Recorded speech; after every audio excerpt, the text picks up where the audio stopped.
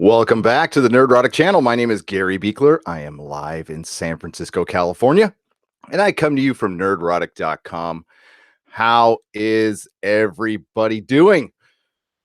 Good morning. We're a little early for the Nerdrotic Nooner. This is the Nerdrotic Nooner, where we don't cover any particular TV shows. We just talk about the latest news and the stuff we cover, but we're not recapping regular TV. If you're a new subscriber, which we've gotten quite a few over the last couple months, good morning, JP. So this is where I get a chance to talk to you all. So if you're watching this as a video in the future, please try to join us live. I'm sorry, it's a different time today, but it's usually 12:30 p.m. Pacific every Monday. We do this. Hi, Feisty fan JP, Halam 899, Mako, Feist. I already said Feisty fan, Pen Farm Girl.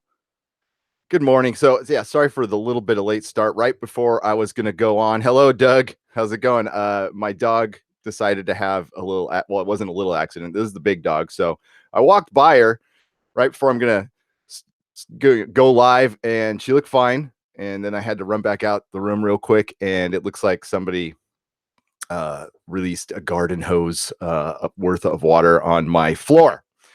So, but thankfully, my oldest son is cleaning up the mess. He's a good boy. He's a good boy, that one. And she's a little stressed out for mom and dad being gone for a week.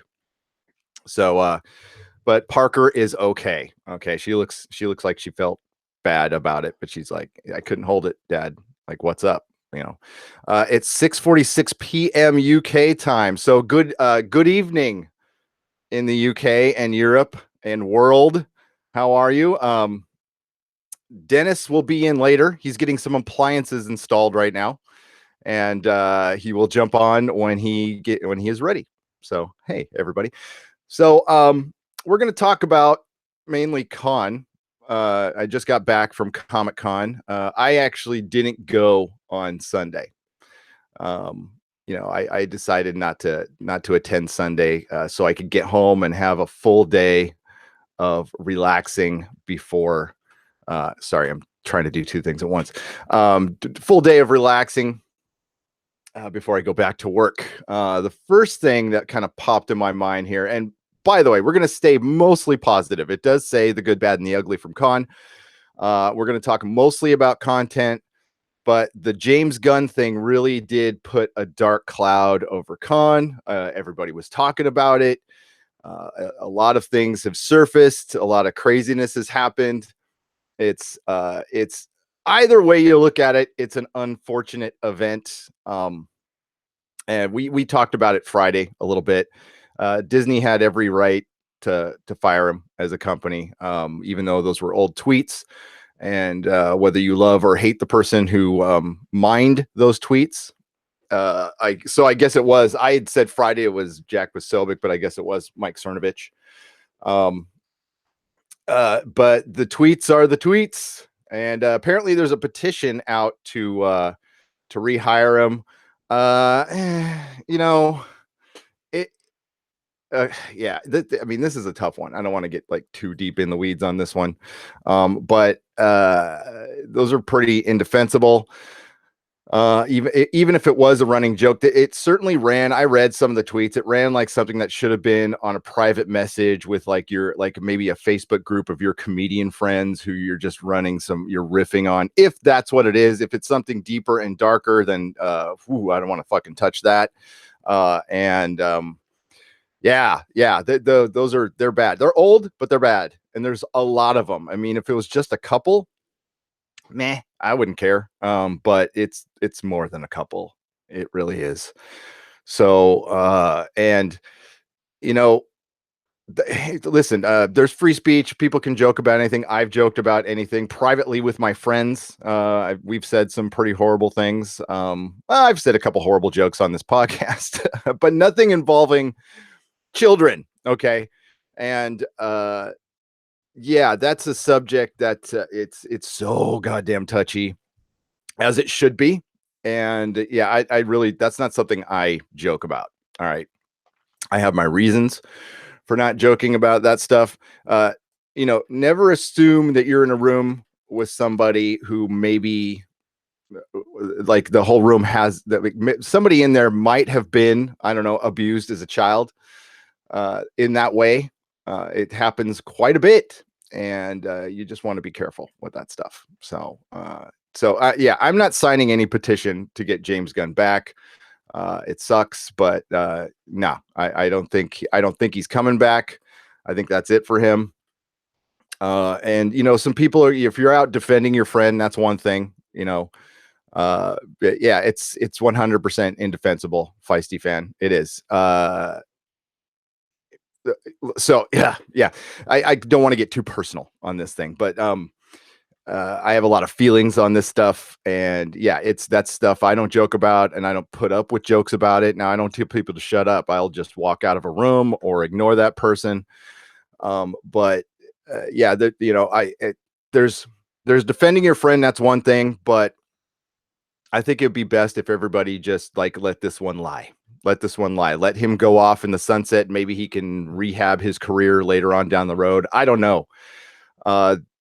This is a tough one to come back from, but we've got Roman Polanski and Woody Allen running around out there getting applauded and making films. And I know there's some people who argue for Woody Allen. I don't watch anything that guy does. I have nothing to do with him. I don't watch anything Roman Polanski does. I don't watch his films anymore. Hey, Chinatown is great, but I don't watch it. Okay. Cause I can't get out of my head what that guy did. Yeah. And there's some things that are just, especially if there's no remorse. And with Polanski, there's been little to no remorse on that subject. And I know even the victim has said it's cool, but it goes beyond that to me. Good. And it's good that the victim of that has forgiven Roman Polanski, because that's how that person can move on from that. That's tough. I deal with this a lot in NA and AA. Okay, there's a lot of that goes on, especially when you get to addiction. You find out that there is a commonality with it. Other than it being a disease, there is a commonality of there is a high amount of abuse, of child abuse in addiction. So, but that's the serious stuff. So yeah, I'm not signing a James Gunn petition. And I would recommend, and not that anybody's listening, any actor and stuff would probably shouldn't either, but that's up to them. That's their choice. So that's the ugly of Comic-Con. But okay, so when we get into Comic-Con, it was definitely a lighter year.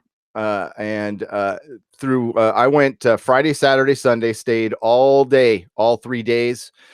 And the crowds, Saturday was pretty crowded, but Thursday and Friday were very light. So I know it was still sold out, but yeah, it was just lighter. You were able to walk through the hall pretty freely, which is unheard of, even especially like at 4 and 5. I was able to just get to where I needed to go. And yeah, and it seems like the TV companies, there was a lot of them that didn't show up for their promos. Last year, like Amazon went huge. They had a huge Tick thing. There was an Expanse escape thing. There was a giant Blade Runner 2049 bar. There was a lot of stuff. That was I would say there was a quarter of what there was last year on the outside. And they recycled a lot of stuff. Like the Legion thing was the same thing they had last year. Last year they had a gifted DNA test, which was great. That wasn't there this year. Now I still had a great time, but Comic-Con is really about like who you go with and what you choose to do. I love walking the floor. And I got to do that quite a bit. Got to talk to some people. I'm a social butterfly. I like to do that stuff. I'm not really a big fan of sitting in a bunch of panels, but I did that. And I actually had a lot of fun. I saw a lot of good panels, but the best panels I saw were like the weird panels where there was a heroes panel where they just had the main male heroes from a TV show and they asked them questions for charity. I think it was for Get Out the Vote or something like that, which they quietly stuck in at the end, by the way. And then there was the great debate with John Barrowman. That was probably my favorite panel, and all the video for that is up on our Facebook page. So let's get to the chat here. And again, yeah, sorry to start out with the James Gunn, but I thought we'd get the bad stuff out at first. And then we could just talk about the fun stuff for the rest of the time. But it's like, it's hard not to talk to. That is easily the biggest news out of Con, even though it wasn't technically at Con, but he was supposed to appear the day that news hit, and that was crazy. And you know, I'm sorry to see it happen. It was bad judgment, and he had plenty of time to delete his tweets. And all celebrities should just delete their Twitter and just get off Twitter. But I think the good that's going to come out of this is maybe some people are going to check themselves. But you know, there's a lot of creators at Marvel who feel free to say whatever the hell they want on Twitter, especially towards fans. And hopefully today they are reflecting on that and reassessing how they approach fandom and how they talk to fans, even if fans talk to them like shit. You know, it's part of the deal. You represent a company, and you are listen, if you work for me at the comic shop, you are not free to say whatever you want on your Twitter if you want to work for me. That's a deal breaker for me. So you know, say if you work for me at the comic shop, you cannot talk about politics on your personal Twitter if you're going to have my comic shop name on your personal Twitter. So if you choose not to put it there, then you're free to do what you want. But you put my stuff on your Twitter, then no politics. Based on what has come to light, there does not seem to be any evidence to support the insinuations certain folks are making. Yeah, I think Jody, I don't know too much about that one, to be honest with you. I've heard some insinuations. There is a lot of that going around. There's a lot of, but I can't really speak to that because I don't know what insinuations are being made, to be honest with you. I just read the tweets. I haven't seen too many other people's videos on the subject. So I honestly don't know. I honestly don't know. And I don't want to make any of those, you know, unless I have all the facts. Not that we're like some, you know, news agency or anything like that. I just don't want to look like a total asshole. Yeah, Cernovich has made a lot of insinuations in the past. He has. And some are true and some are not. Yes, you like the hitchhiker shirt? So I saw somebody wearing that. What was it? I think it was one of the Star Trek writers. I can't remember. And I'm like, oh, I want that shirt. And I looked around at Con, couldn't find it. So I just bought it on eBay. Got it for $14. Came in today. So I'm stoked. I probably should have washed it first, but whatever. I slept in a freaking hotel room that smelled like dog pee. So, you know, and like, listen, I'm not one of those guys who likes to complain. I'm not a complaint. I owned a business for 10 years, so I know how fucking hard it is, and you can't cover everything. And I have my sympathies go out to the hotel I stayed at, and I'm not going to say their name. I've said it in the past, and I probably shouldn't, because you have no control, especially if you're a pet hotel, over like if somebody has like an incontinent dog or something like that. Kind of is on you to clean it up. But you know what? So when I went and complained, I wasn't like, God damn you. I was, you know, I went in there with the greatest sympathy and empathy and was nice and ended up getting a lot. So I highly recommend that approach. Don't come in like a dick. Come in, you know, with like a human being. And I ended up getting way more than I expected. I thought I'd get like a night free. I got the whole thing free. They fully refunded me, which was pretty nice. So, yeah. And honestly, I've slept in crack houses, so I've definitely been in worse. And slept like a baby. So I'm getting to the chat here. So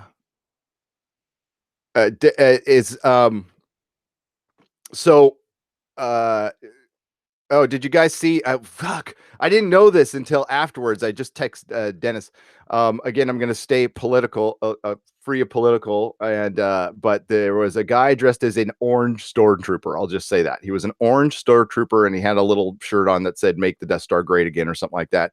And Dennis pointed him out. I'm all, haha, it's a funny costume, whatever, you know. And it was Mark Hamill, and we were standing right behind him. Had no idea he was trolling Comic-Con as like a as like a orange stormtrooper, and you can I don't mention that person's name on the channel because it would get political. Please don't get political in the chat. Uh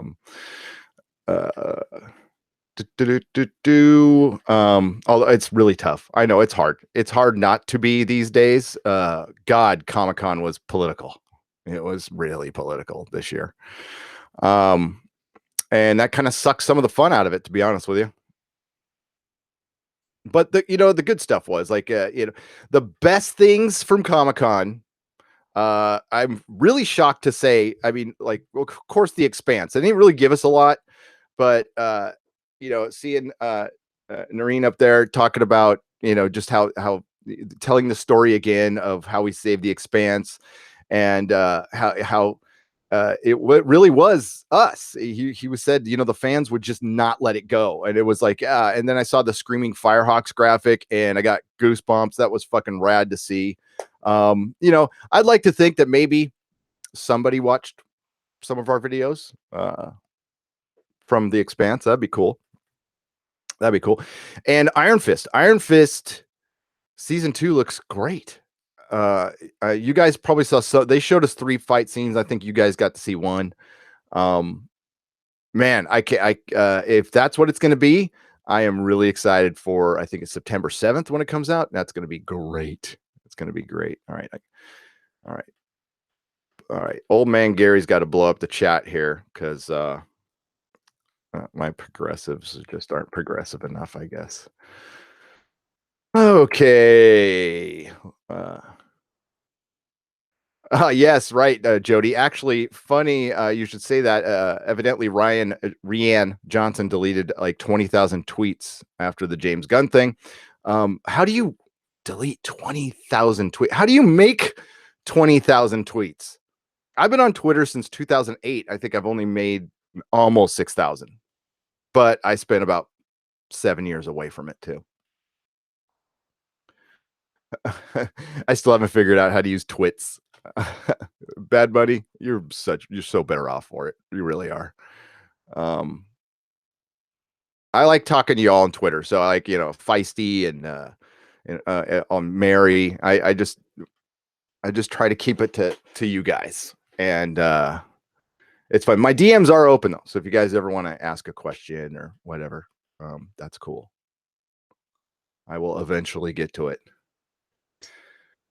Viking Bitch says, "Hey, best chat ever. I will be in and out waiting for court." Oh, that's real.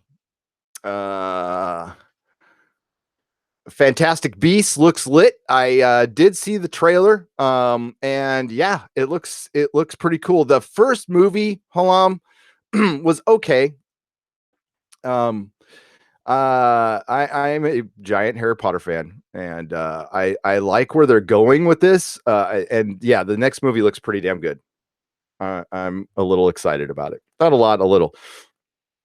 Aquaman looks pretty fucking good too. But yeah, I'd have to say the Godzilla trailer was my favorite trailer. That and Glass.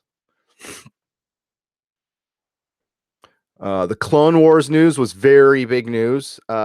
Matthew Davies, yes, that is that I am stoked for that. I am so happy for that. And frankly, Disney needed the good news. They needed the good news, and Star Wars, and I thought that was good. Now the lack of I saw EVS made a video about Comic-Con dying, and due to the lack of HBO not being there, and Marvel, and thank you, Feisty. I'll get to that point in just a second. Can we just get a Marauders era Harry Potter movie already, please? Feisty, I would love that.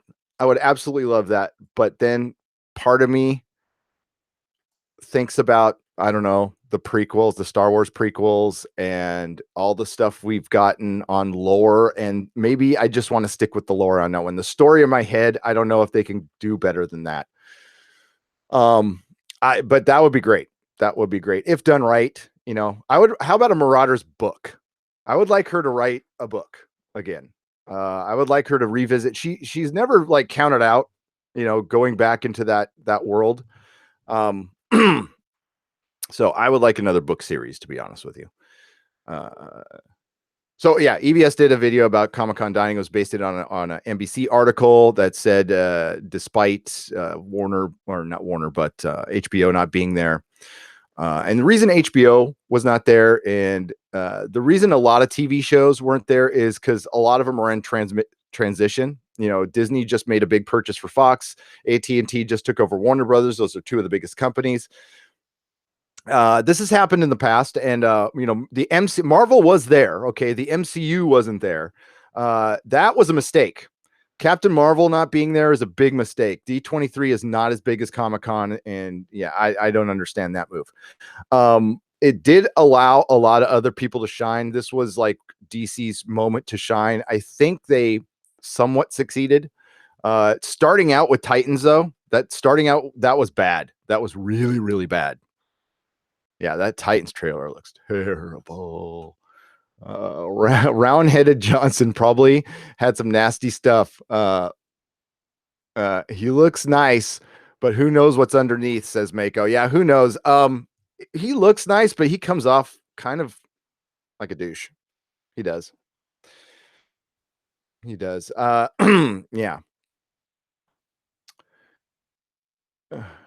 Yeah. Yeah. Nerdrotic swag. Yes. There will be swag. There will be swag. I wore the prototype for our shirt, and that's not what I'm gonna go with, because it was too thick and it was freaking hot.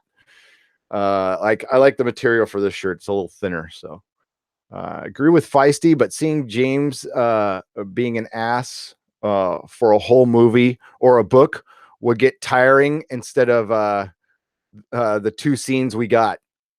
Oh, James Potter. Yeah. And yeah, that's probably what they would do with that. I don't know.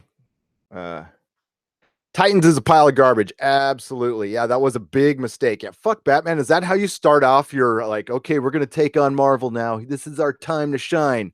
What are you going to start with? Fuck Batman. No, no. Especially since you haven't really given us a lot. You know, your big two out of your holy trinity, you haven't done shit with. Okay. We had, you know, Nolan's Batman, which was great. That's still, to me, not the definitive Batman. It's really, really good, don't get me wrong, but it's not the definitive Batman. I think Affleck is actually the closest thing to like a real Batman. A couple of scenes in Batman versus Superman is the closest thing to Batman. We're going to lose him. But we keep getting peripheral shows like Batwoman, and I think they're going to actually go ahead and do the Metropolis one. And I look forward to Bat Sanitation, which is the story of the plumbers of the Batcave. That's probably coming around the corner very soon. You know, unplugging bat turds and stuff like that. But no, we just show us a fucking Batman. Give us a Batman TV show. I don't care about Batwoman or Titans or anything. I think we need to get a Batman, a good, solid detective, like year one Batman TV show. Problem is, you can't do that now because you did Gotham. So we've had our fill of Gordon. Um, or instead of going prequel, let's do a fully established Batman TV show. I mean, like, maybe show 30 seconds of an origin flashback, and Batman's like 34 years old and everything's running at peak. You know, like the Batcave is about 10 years old. He's been fighting crime for, I don't know, 15 years or something like that, and just go. Because that's the one thing we haven't seen. We've seen Batman at the end, Batman at the beginning. We've seen, you know, Commissioner Gordon. You know, we've seen every villain.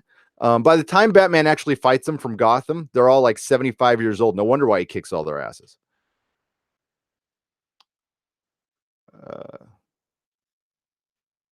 Langley M. Neely. Yeah, the Young Justice and the comics seem to be the only thing I'm signing up for. Good to see you, Langley. Yeah, I am going to sign up. I am definitely going to sign up. I'm crossing my fingers and hoping against hope that the Swamp Thing TV show is good. But I don't know, man. Yes, Apple Crow, it's an early nooner. I've got an obligation at 1:30. I got to leave at 1:30. So, but that gives us like 2 more hours to chat away. And I really wanted to get that James Gunn stuff like out of the way because it's touchy. It's really, really touchy. I can freely say that Hardwick got screwed, Crazy Carlos. I think he did.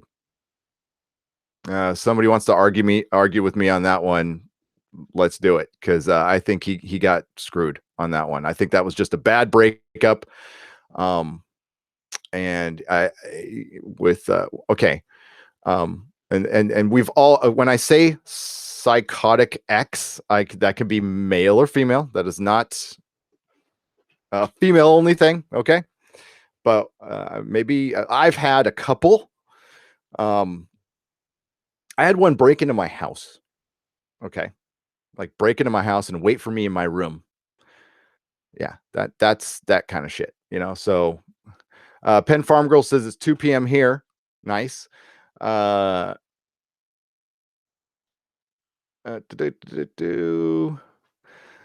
lovely people in here, aren't they, Apple Crow?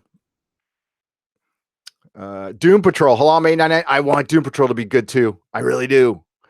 Dennis will be here after he gets his he's getting some appliances installed this morning. He's getting a new fridge, a new stove. He got a pretty good deal at Home Depot. Yeah, he did. Yeah. It actually was a really good deal. I want a fully funded 8-season, 10-episode per season Batman TV show on HBO. Full budget of a feature that does the definitive Batman story from beginning to end. Every scene, every new chapter in his life, says Langley. Yes, please. All you would do on that one, Langley, is just make money, right? I mean, you'd make money.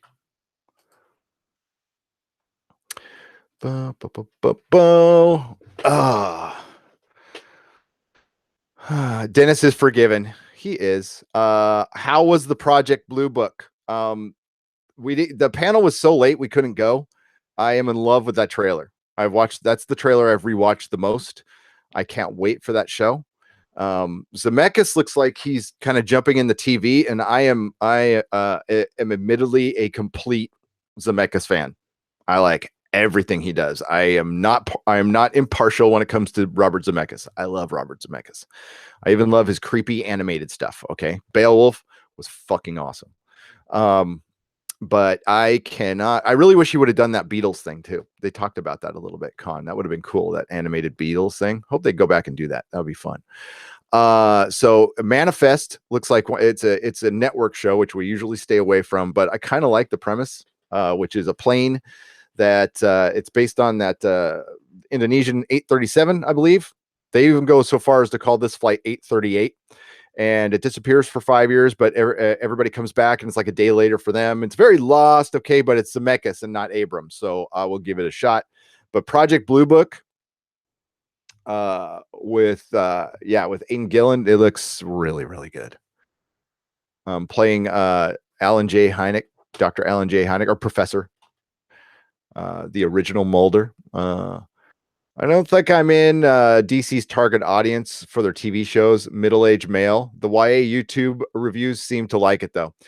Darth Barbecue, yeah, they that is a thing they're really, I mean, I admire them for going for the younger audience. It's something that comic books is trying to do, and they're trying to do. The problem is they're going for a specific YA audience. They aren't going for particularly the male. They think the male audience is completely built in, right? So they're trying to do the YA to bring in more women to reading comic books. I'm not talking about TV shows, but even though the TV shows, that's very CW. There were that was the most. This con was the most women I've ever seen at con. I would say I it looked like there was more women there than men. But and the big but was for they're there for it's a bad pun, sorry. They were there for the TV show and the entertainment. When you go into the comic side of things, it's still very heavily male, like 75%. Easy. I talked to my retailing friend, Jamie. He had his best con ever. He had his best con ever. So I think with and I was kind of thinking this, that back issue sales might climb because current releases suck so bad right now. So more people are diving into older and not the expense. There's of course, Jamie's always going to sell the expensive key issues and stuff, but he said he was selling a lot of just like mid-range books that people wanted to read, which was good to hear. That was good to hear. Matthew Davies, the 1970s series Project Blue Book was good too. I remember watching that at my Grammy's house when I was a kid, and it creeped me out. Langley like Beowulf too. Yeah, it was. Yeah, I love that. I thought it was a great movie. I didn't mind the animation at all. I thought it was a lot of fun. I own it. My favorite trailer was Godzilla, and I'm not a fan of the character or kaiju films either. Yeah, I am. I grew up on Godzilla. Channel 5 KTLA down in LA used to just run Godzilla marathons all the time. So,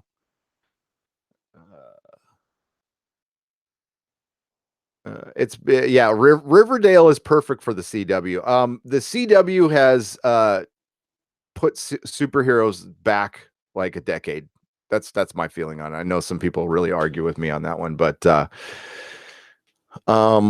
they're getting too cheesy and full of shtick and cliche plots and really, really, really, really, really bad dialogue, particularly in Supergirl.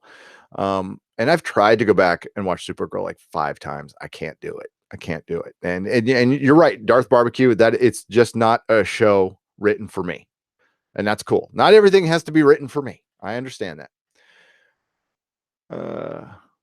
Leonard Thomas, I agree on Chris Hardwick was run out because of the Harvey Weinstein stuff. Better to get them early just in case. Yeah, I think that's the thinking there.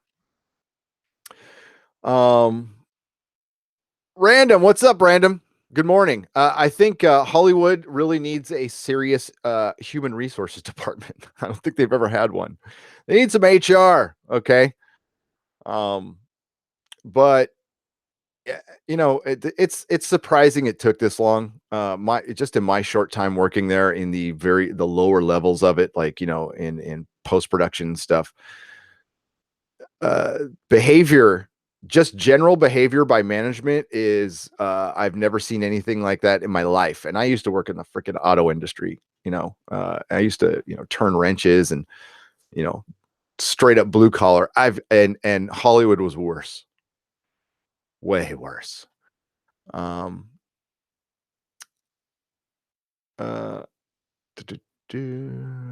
trying to read this. Not to bust your Clone War high, but but from what I read from several sources, the 12 episodes are basically stuff that hadn't been completed from back then. Yeah, you're right, Darth Barbecue. It's still better than Last Jedi and Force Awakens and all that stuff. If even if it's like stuff that was on the cutting room floor, it's still going to be better. And that's I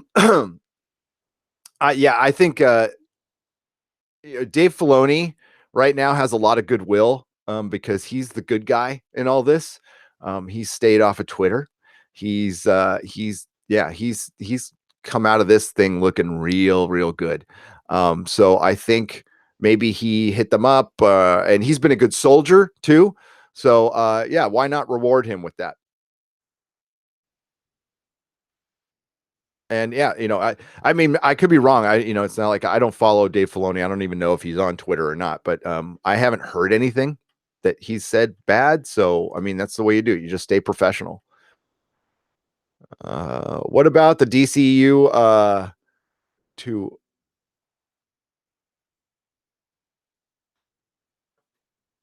Oh, Mako, I didn't see that. Worlds of DC to Worlds of DC change. What about the DCEU?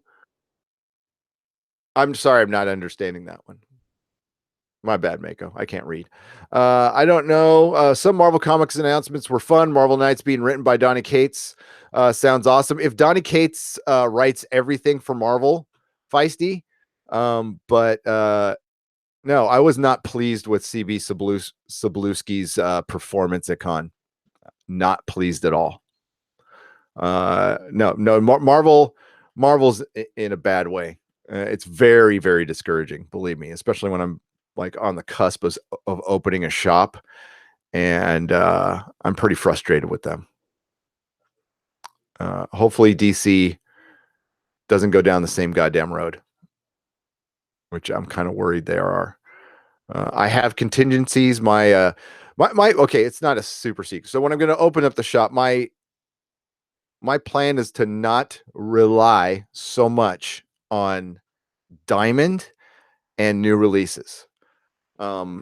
Just through my research, the shops that have been closing largely there's a lot of factors, but they relied heavily on new releases. They're what I call like newsstand comic shops that just carry basically new stuff. And don't do gaming and don't diversify. Those shops are gonna, and they're in high rent districts and stuff. They're gonna have a hard time. They're gonna have a real hard time in the future. But there is still an audience for comics. All right.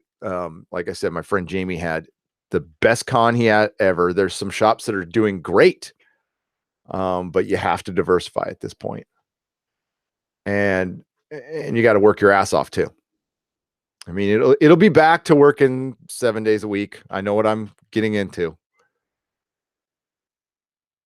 Bad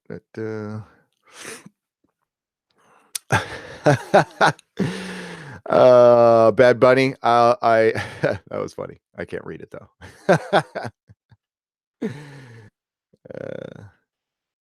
Yeah.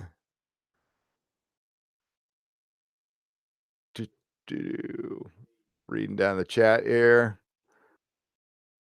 Oh man, it just got hot in here.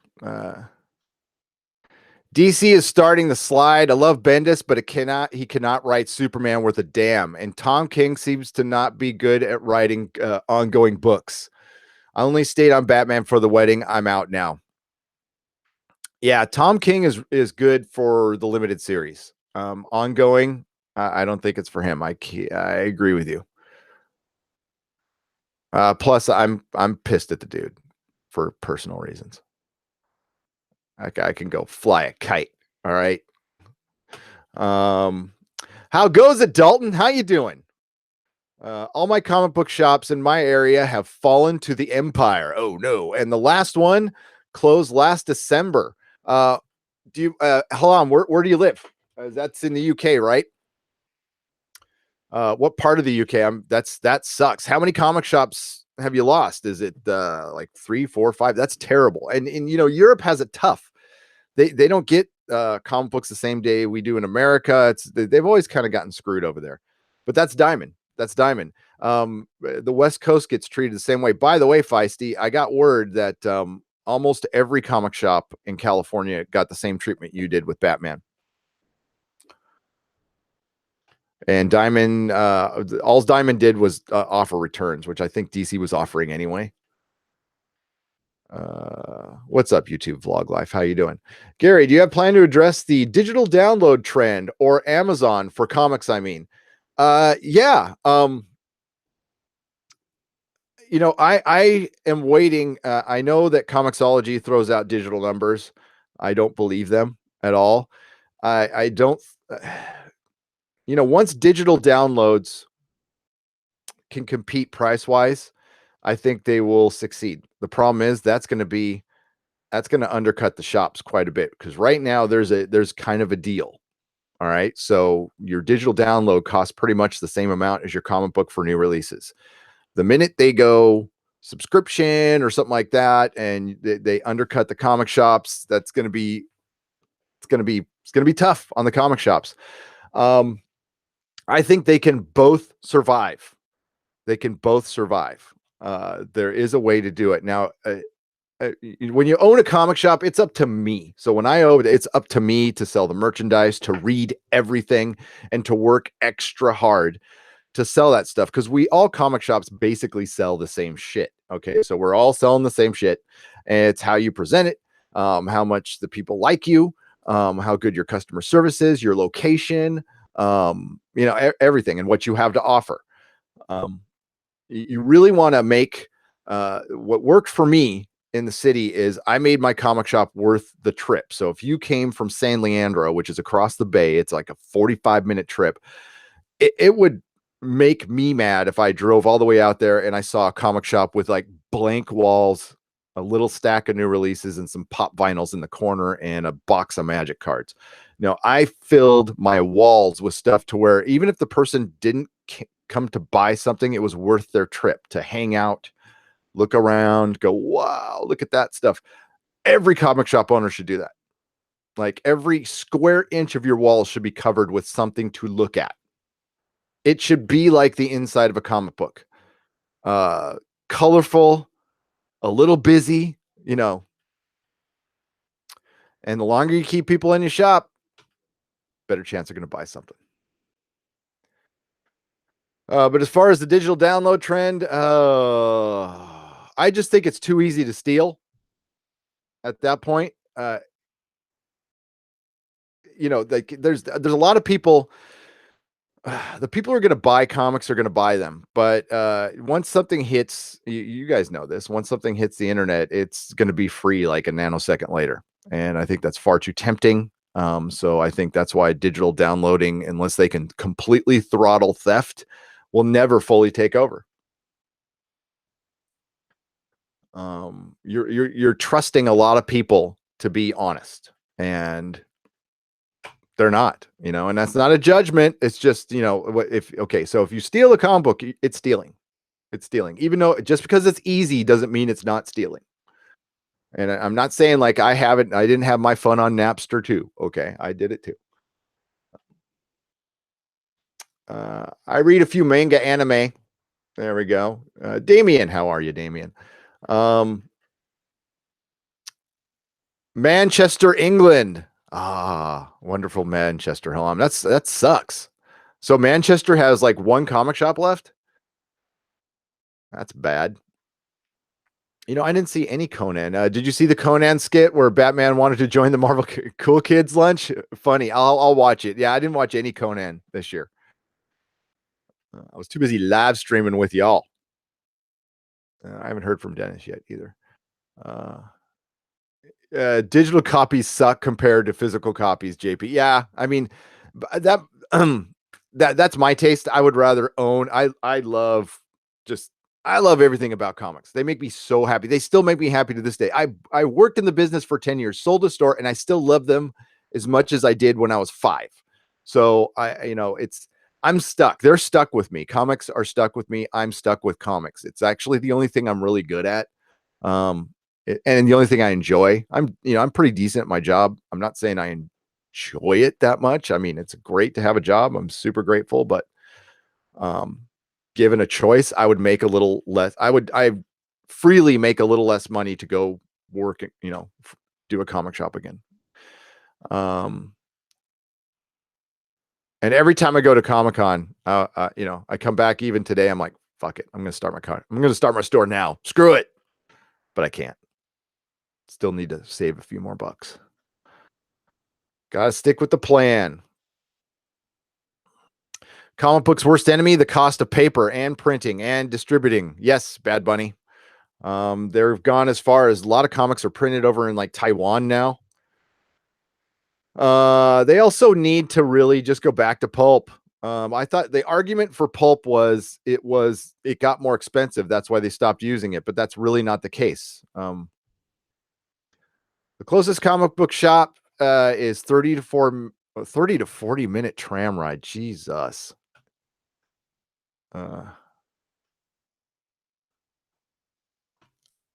Thank you for the super chat, Feisty Fate. by the way.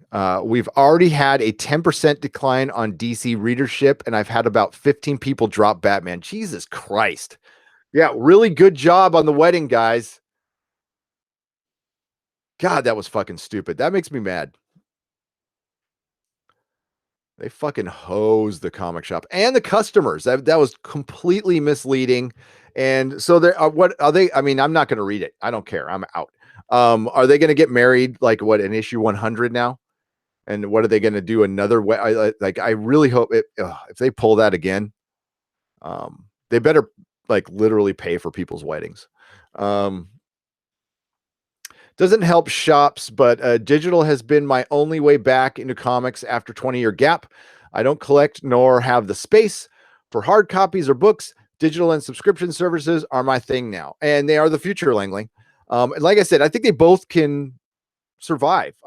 Bookstores, little mom and pop bookstores are popping up everywhere here in the city. Like there's still a huge market for books, but they're doing pretty well digitally too, and Audible and stuff like that. So I think that there's enough people for both. Langley, comics need to get out to more people. That's why I'm fully support the Walmart thing. And I actually went to a Walmart to try to find those comics and was very happy to see they were sold out. So that they need to do more of that. They need to put them in 7-Elevens. They need to be more places, but they can't do, you know, if you're a comic shop, don't worry. And unless Walmart's going to start doing subscription services, there's nothing you need to worry about. GameStop, I think that's actually logical too. The banter that goes on into the real life deal, the part of joy. Talking other comics or reflect on the stories, you only get that in your local comic book store. You're damn right, Tommy Finger. That's why this podcast exists. I miss those conversations, and that's what this basically is. This is the stuff I did all day, every day. We talked about TV, movies, everything related to comic books. What's up, Movie Fanobi? By the way, if you guys want to ask me a question directly, just hit Nerdrotic channel. I'm going to go back up to see if I missed anything.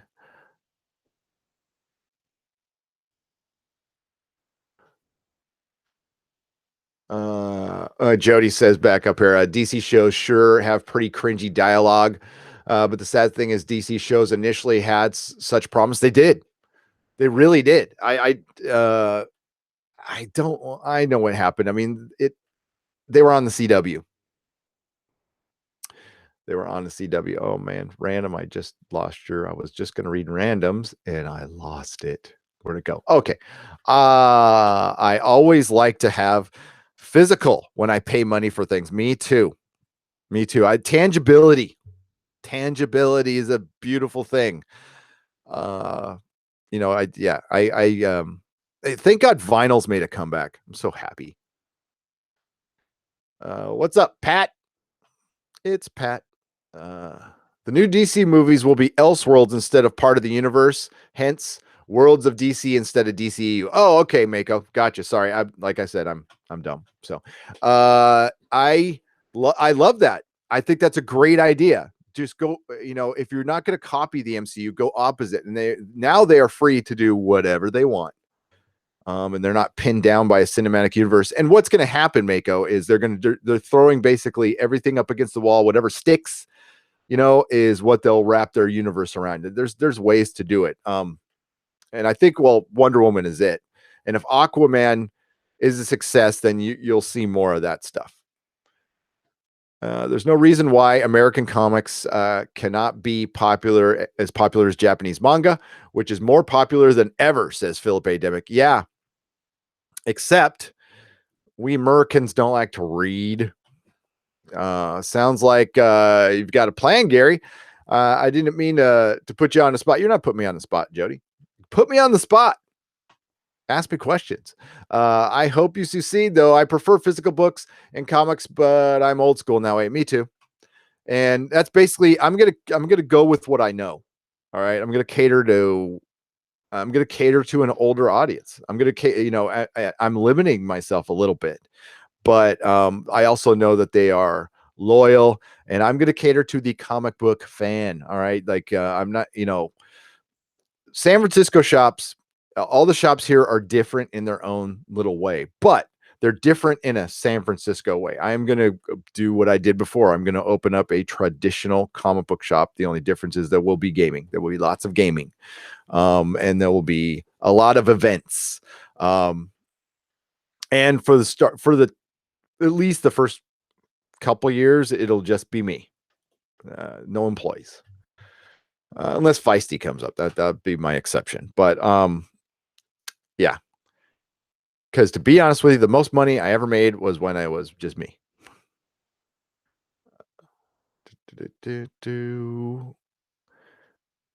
And then I'm going to, I have to also set aside time to read all those comics. And that's something when you open a shop, you really, really got to think about that. You got to think about the 2 hours a day minimum you need to set aside to read comic books. And that takes a ton of discipline because, as fast as comic books come in, if you let it pile up, man, that, a week later you see a stack like this high and you're like, oh shit, I'll see you tomorrow, honey. That's basically what I say. It's good to see Random in here. I might try out a book in ebook or audio form, but we'll buy a paperback version of my favorites. Yeah. That's where I am with books. Like I'll buy physical copies of The Expanse, but other stuff I'll just, either listen or I can't read anything digitally unless I like blow it up. It's too hard on my eyes. Unless I had a screen like that big. Let's check on Dennis. See how he's doing.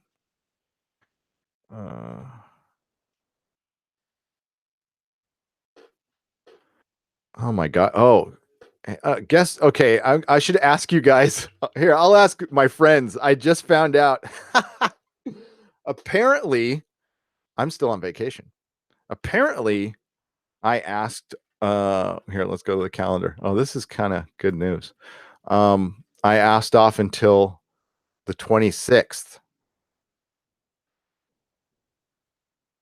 Now I'm debating. I'm like, should I just stay on vacation for a couple more days? I probably should.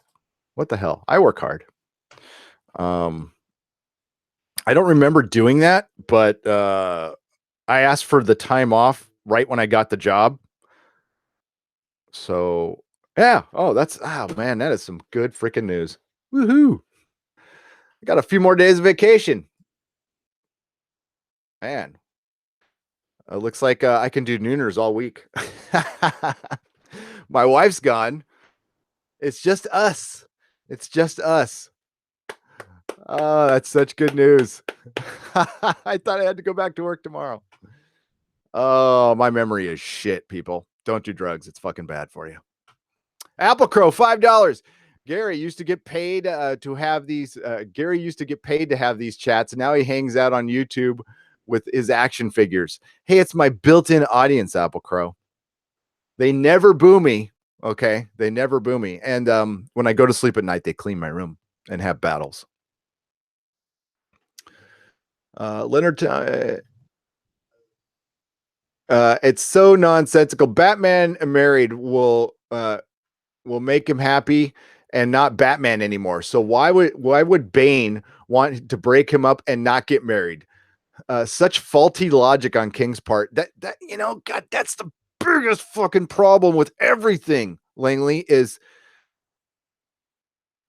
fucking writers up until a few years ago used to give a shit about the lore of the character. All right. The quality of the fucking character. And it seems like there's been just a giant whatever. We don't care anymore. Let's marry Batman. Screw it. Like, have him transition at this point. Fuck it. It's like at this point, do whatever. What they did with Tony Stark's parents. Yeah, I'm not reading Iron Man anymore. I'm fucking done with Iron Man. I'm never going back. And that's pretty much how I'm going to own a comic book shop, and there's going to be a comic book where I will read, but I'm not going to collect it anymore. I'm done. I'm out. I was so pissed. And what they did with Spider-Man and now with Batman, I think as an experiment, Langley, as a short-lived experiment, because no, Batman could not stay married. It's just so unlike his character at all. I mean, he had a kid, Okay, that makes sense. Batman. Batman needs to go have his leisure time. Okay, we understand that, and the whole kid thing was fine. That was great. Um, and that was funny. I remember when Son of the Demon came out, and they did the little baby thing, and we thought it wasn't kind of a out of continuity thing at the time. But I thought, oh man, I can't wait till someday that kid grows up, and I got to see it. It was kind of cool. But yeah, Married Batman's ridiculous. But if you're gonna go with it, commit to the goddamn bit. All right. Show like why it's a horrifically bad idea for Batman to be happy. Uh, yeah, it's and I can't say I've read every Batman in the last 5 years because I haven't. All right. So when I sold my shop, I took 2.5 years off of not reading a single comic book because it was kind of too hard for me. I needed some time. I needed some space. Boy, that I fell behind. So thank God for Wikipedia and some friends who filled me in on stuff. And then I started slowly picking up comics. But there's going to be a gap for me, which is fine. But yeah, the marriage thing was not a great idea to begin with, but commit to it. And screwing over comic shops is a really, really, really, really bad idea, especially when it's fucking DC. A2 DC. Feisty's still pulling the knife out of her back. Okay. Pat Van Kirchhoff. I'm just gonna say Kirchhoff. I'm sorry. Thank you for 5. Is that £5? Is that €5? Thank you so much, man. That's more than $5. Thank you so much for the super. You got a question? Shoot me a question. Gary's living the dream. I am living the dream. Woohoo! Langley, I am super happy with my life.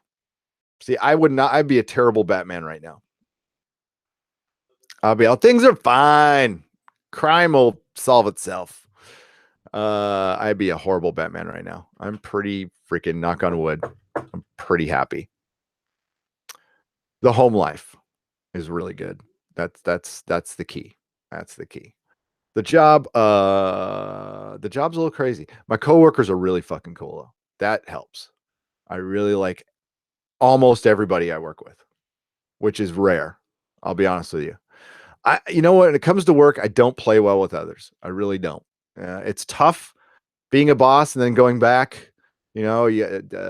So man, you got to just have piles and piles of crow and humility and humble. It's good. It was actually really good for me. My sponsor was fucking loving it. He was loving it. But I learned a lot. No, it was good. It was really good. But you don't get along with everybody at work. Come on. There's a couple assholes. And I'm sure they think I'm an asshole too, which is fine. All the more. Gary's downing avocados by now. I am. Oh my God. I had so much avocado mako when I was down in San Diego. I had it on everything. I almost put it on my fucking ice cream. Okay. Oh,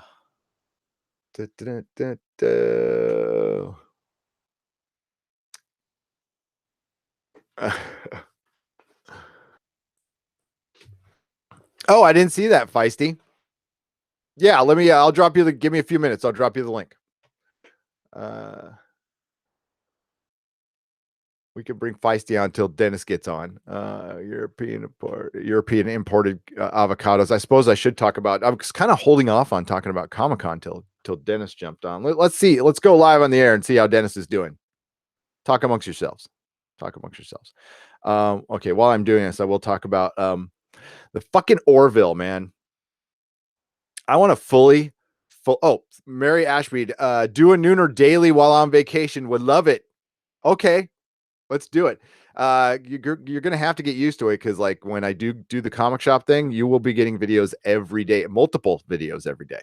One in the morning, one in the evening. I was playing with the idea of because I get up really, really early. So when the channel is bigger and people because right now we have a good group. We have a great group. But most people just watch us for the TV recaps, which is awesome. That's great. So when we get a little bigger, I'd think about doing something daily. And it would have to be consistent, like at same time every day. in the morning, just having a little chat before I went to work because I do get up at 5. But that's maybe later in the year, maybe. How are you doing? You're doing this. But thank you for the $2 super chat, Mary. Thank you so much. So the Orville, my fucking God. I want to publicly apologize to Seth MacFarlane and the Orville for when I first heard about it. And even when I saw the first episode, I wasn't kind. I wasn't kind. I thought the first episode was kind of meh. I was wrong. I was an idiot. I'm stupid. Nobody should ever listen to me again. The fucking Orville is great. It is a great fucking show. I love everything about it. I even went back and my expectations were all skewed. And even Seth MacFarlane said that Fox kind of marketed it wrong because they weren't sure what they had. He wasn't being critical. And to be honest with you, I'd have to agree with them. They weren't sure. So they marketed it as a full-on comedy, and it's not. It's basically Star Trek with a couple jokes.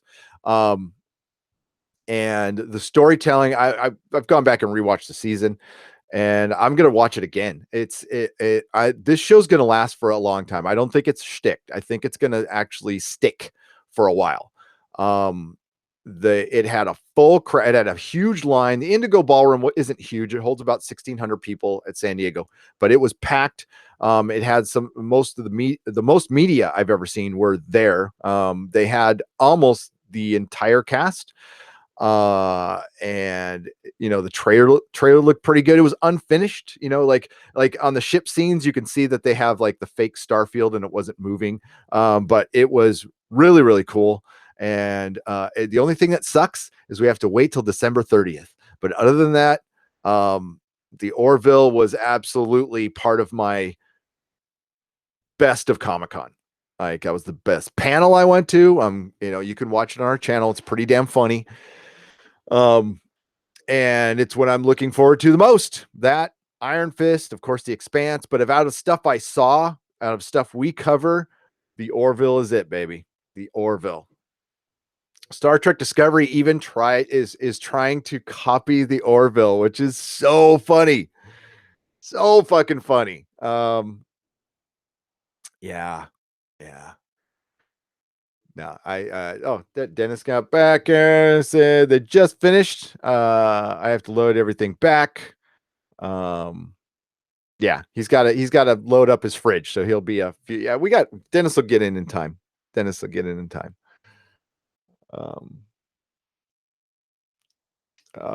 yeah, it was, the Orville panel was fun.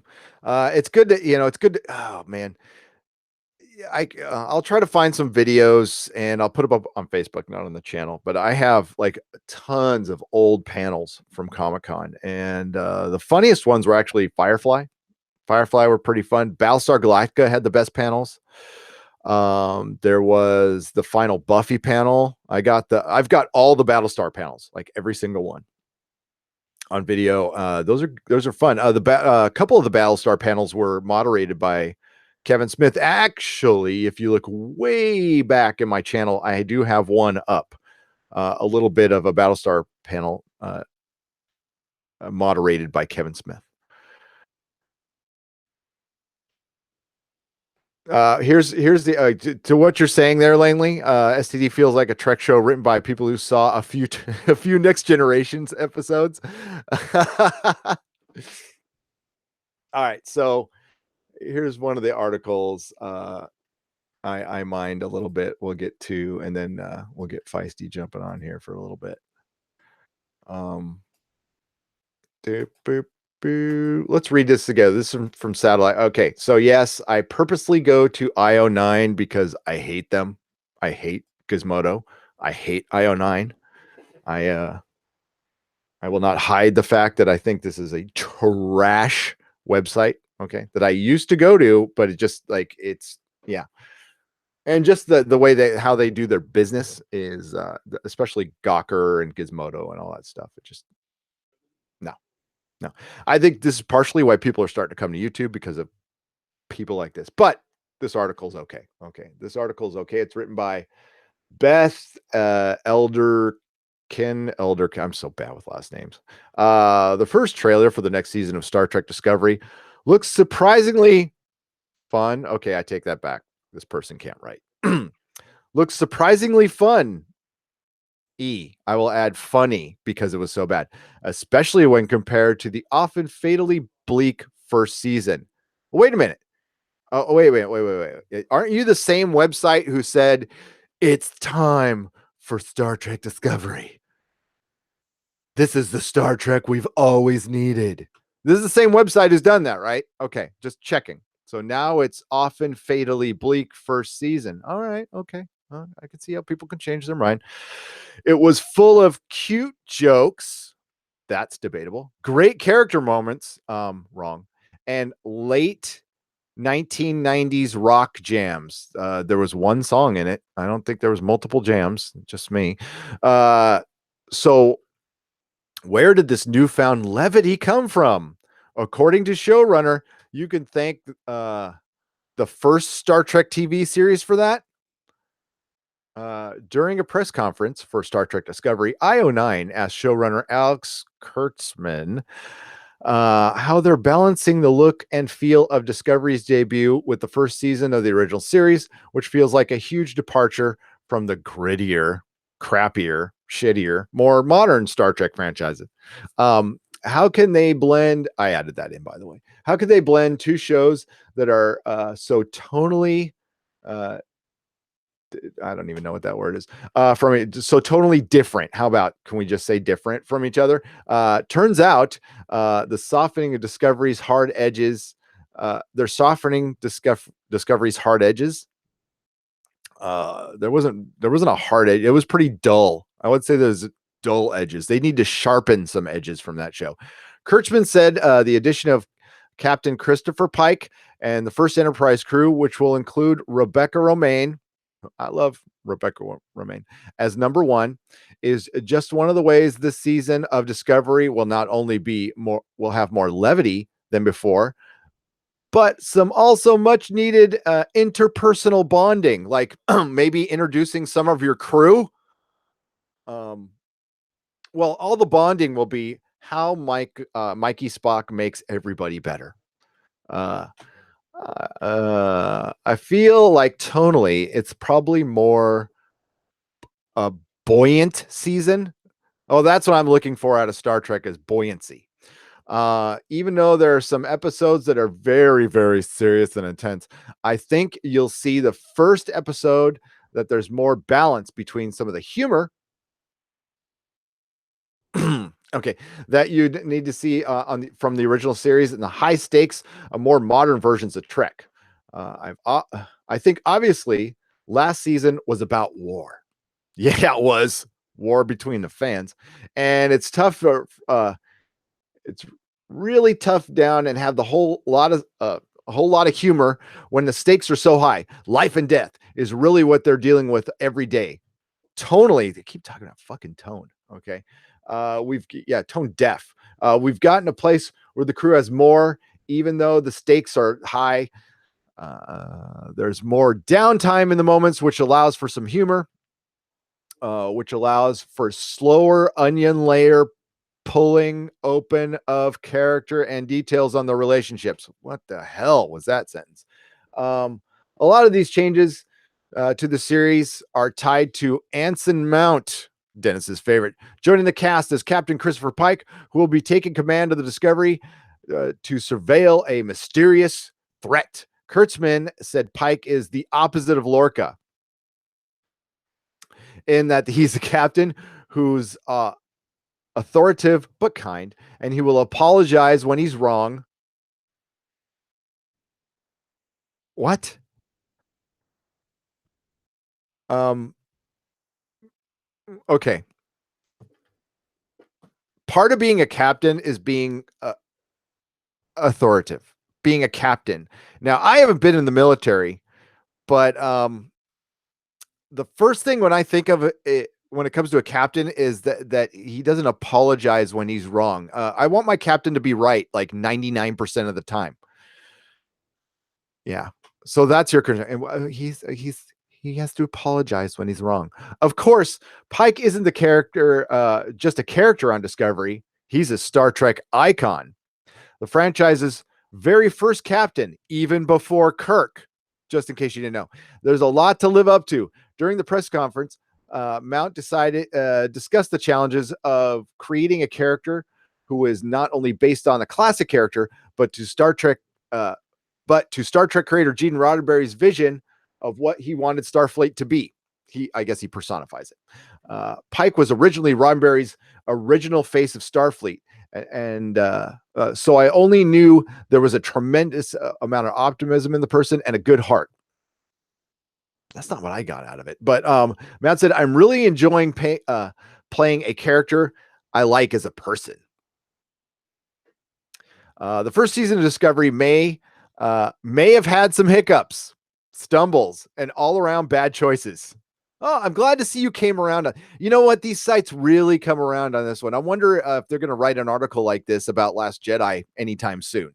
But the second season is clearly trying to move things in a better direction. Oh, okay, because this is the site that said it's time for Star Trek Discovery. Star Trek Discovery is the show we needed.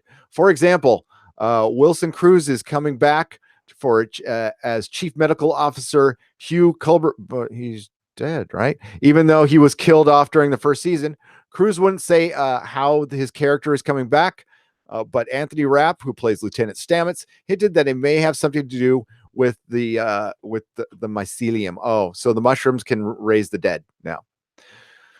So before I continue on, the Paul Stamets is based off a mushroom guy. And somebody, I guess, dropped a lot of mushrooms and thought this was the answer to Star Trek. I don't know. As most things do on the show, which is suck. Here's hoping the original series leaves a lasting mark on the series that could use a good laugh now and then. Star Trek Discovery returns with its Lenny Kravitz-filled second season on CBS All Access in early 2019. I apologize for my reading. I'm a terrible reader out loud, but there it goes. It's my podcast.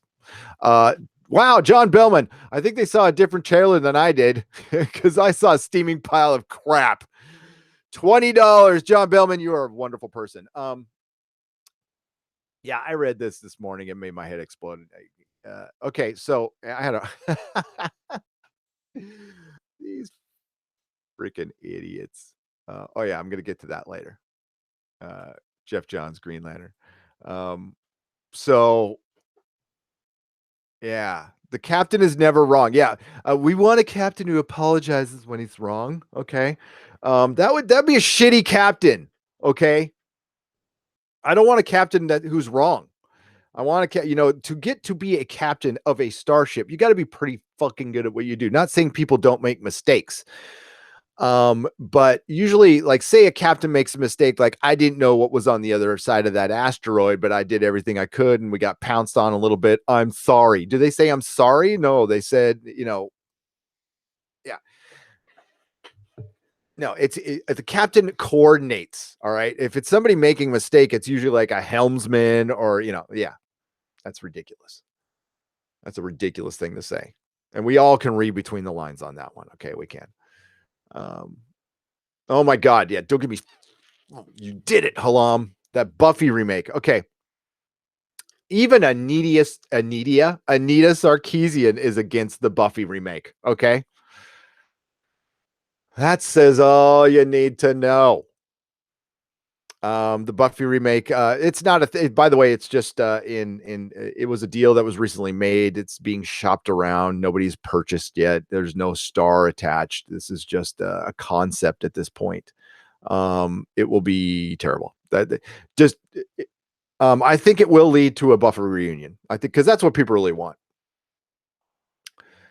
Movie Funobi says Buffy remake sounds just like a bad idea. Surprise Whedon is involved. Okay.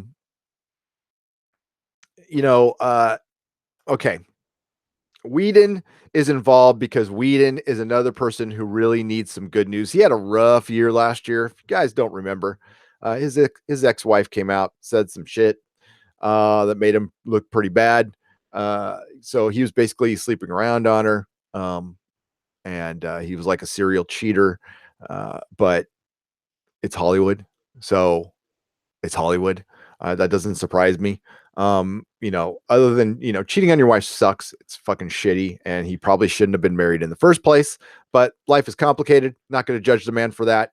I've always been a fan of his work. Okay. I've always been a fan of his work. I'm not a fan of, I don't follow him on Twitter. I find that like people I'm a fan of, I don't like to follow them on Twitter, and I don't care what they think about anything else in the world. The world just ruin.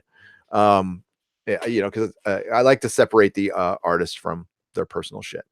But he needed a win. He's got the show coming up on HBO, which I'm going to check out. But I don't know how much of the Buffy rights he actually owns. So, for him being involved, and I think it's loosely involved. I think being an executive producer is probably in name only. In name only. Feisty, I'm going to send you the link here. Hang on just a second, folks. You guys all want to hear from Feisty now? You sick of hearing just from me? I need a new window. There we go. So yeah, and kind of sorry I'm all over the place today, folks. I hope you're okay with that. I worked out, feel pretty good today, but I'm not as young as I used to be, and honestly, going to con feels a lot like a really hard Vegas trip. Here we go. Feisty, I'm sending you where'd you go? There you go. Do you want me to send here? I'll send it to you on Facebook. I'll send it to you on Facebook. Sending Feisty an invite. Facebook is taking forever to load. And there you go. Boom. There's the link. Okay, back to the chat. Hi, everybody. How's it going? Susan just posted something too. Just mention the show Star Trek character. Just mention a Trek character every other second as you screw up the continuity and call Trekkers old people, says Langley. Yeah. Kill them all with fire. If they like STD, they are the enemy. Yeah, random. At first, admittedly, I was not 100% with our Lord and Savior Doomcock on this. I was like, oh no, we got to give everybody a chance and everything. And I get, Langley was there. We gave Star Trek Discovery a fair chance. Okay, a fair chance. Yeah, I can't be convinced. Like, if you like the show, that's fine. I still love you as a person. Don't worry. But I got to question taste at that point. Like, it is not a good fucking thing. I was gonna say, like, I knew that would come around. Hi, what's up? What's up? How's it going? It's going good. I have Mondays off, so I'm enjoying my day off. Fuck, you have Mondays off now? Yeah, I've always had Mondays off. Oh, you've always had Mondays off. That's right, because you listen to the stream. That's right. I love randoms. Random came up like with a flamethrower here, killed him with fire, like she wants him to die. I'm not going to argue with Random on that one. Were you a fan of Buffy at all, Feisty? Yes, I was. And I think, what was it? I said something in the chat. I was like, cue Brittany, leave Brittany alone. Leave Buffy alone. Leave her alone. Yeah. That was I don't understand. I mean, you know what? You saw the Charmed remake, right? So I think they're going to roll that out and see how that does. And if it does well, then I wouldn't be surprised to see Buffy. If it doesn't do well, then I wouldn't be surprised not to see Buffy at that point. So yeah, I think this is maybe them testing the water. I like Charmed. I don't know. I'm very easy to please, though. That's the thing. Is like, but I'm glad I've stayed away from STD. Yeah, no, STD is like really the worst thing ever. I have started to go back to rewatch it because I had to pace myself on it to get ready for season 2. And I can't watch a whole episode at once. I'll watch like 20 minutes and I'm out. But I like to rewatch something before we recap it. because my memory's bad. I think I might have heard from Dennis right there. So what's Oh, going on in your life? Not much. The FOMO of SDCC this year was real, but I lived vicariously through you and a couple other my friends who did some really good coverage on their Instagram and other things. So, but we had a slow week at the shop, but usually when cons happen around the area, it's rough. Yeah, it's probably your location. So you're losing a lot of people out there. When we had WonderCon, I fucking loved it. Oh my god, because when WonderCon was in downtown San Francisco, we got people from Germany. We got like all the out of town people came by all the shops during con. So it was always a really good week. Plus, we had a booth down there, so we were making like double the money. That was awesome. But during San Diego, yeah, half our clientele would back in the old days would be gone. I don't think. Man, I only saw a couple old customers there. I used to see like 10 or 15 at con. I only saw a couple this year. So I don't know. It was a quieter con for sure. Yeah, that's what was it? It looked kind of underwhelming from the pictures and a lot of the coverage that I've seen too. What was it? Yeah, I went for 2 days last year. So it was just crazy. Yeah, last year was way crazier than this year was. I had a better time this year than last year, but it's probably because of the channel stuff. But it was definitely dialed down. There was still a lot of stuff, but nothing like huge. Um, I think the last year has been really hard on the comic book industry. I think they have to like get to a point where they're admitting this. Marvel's farming some of their stuff out to IDW is very interesting. I think they're trying to. I think this is something that it's mutually beneficial, and I don't know how good this is for the industry. Where Marvel can't pay their employees right now, and now they're starting to farm out work. And I'm wondering if that's going to be a thing where they, farm it to IDW and the smaller places. Well, the thing is a couple of my friends who are no longer with Marvel. I have no artists. I'll have to talk. Maybe I can talk about it later. But yeah, a few people have left because of that because they aren't getting paid. So that is the thing. It is a thing. Yeah, I could tell you right now.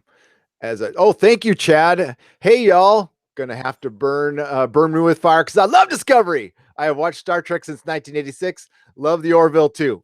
Chad, I'm not gonna burn you with fire.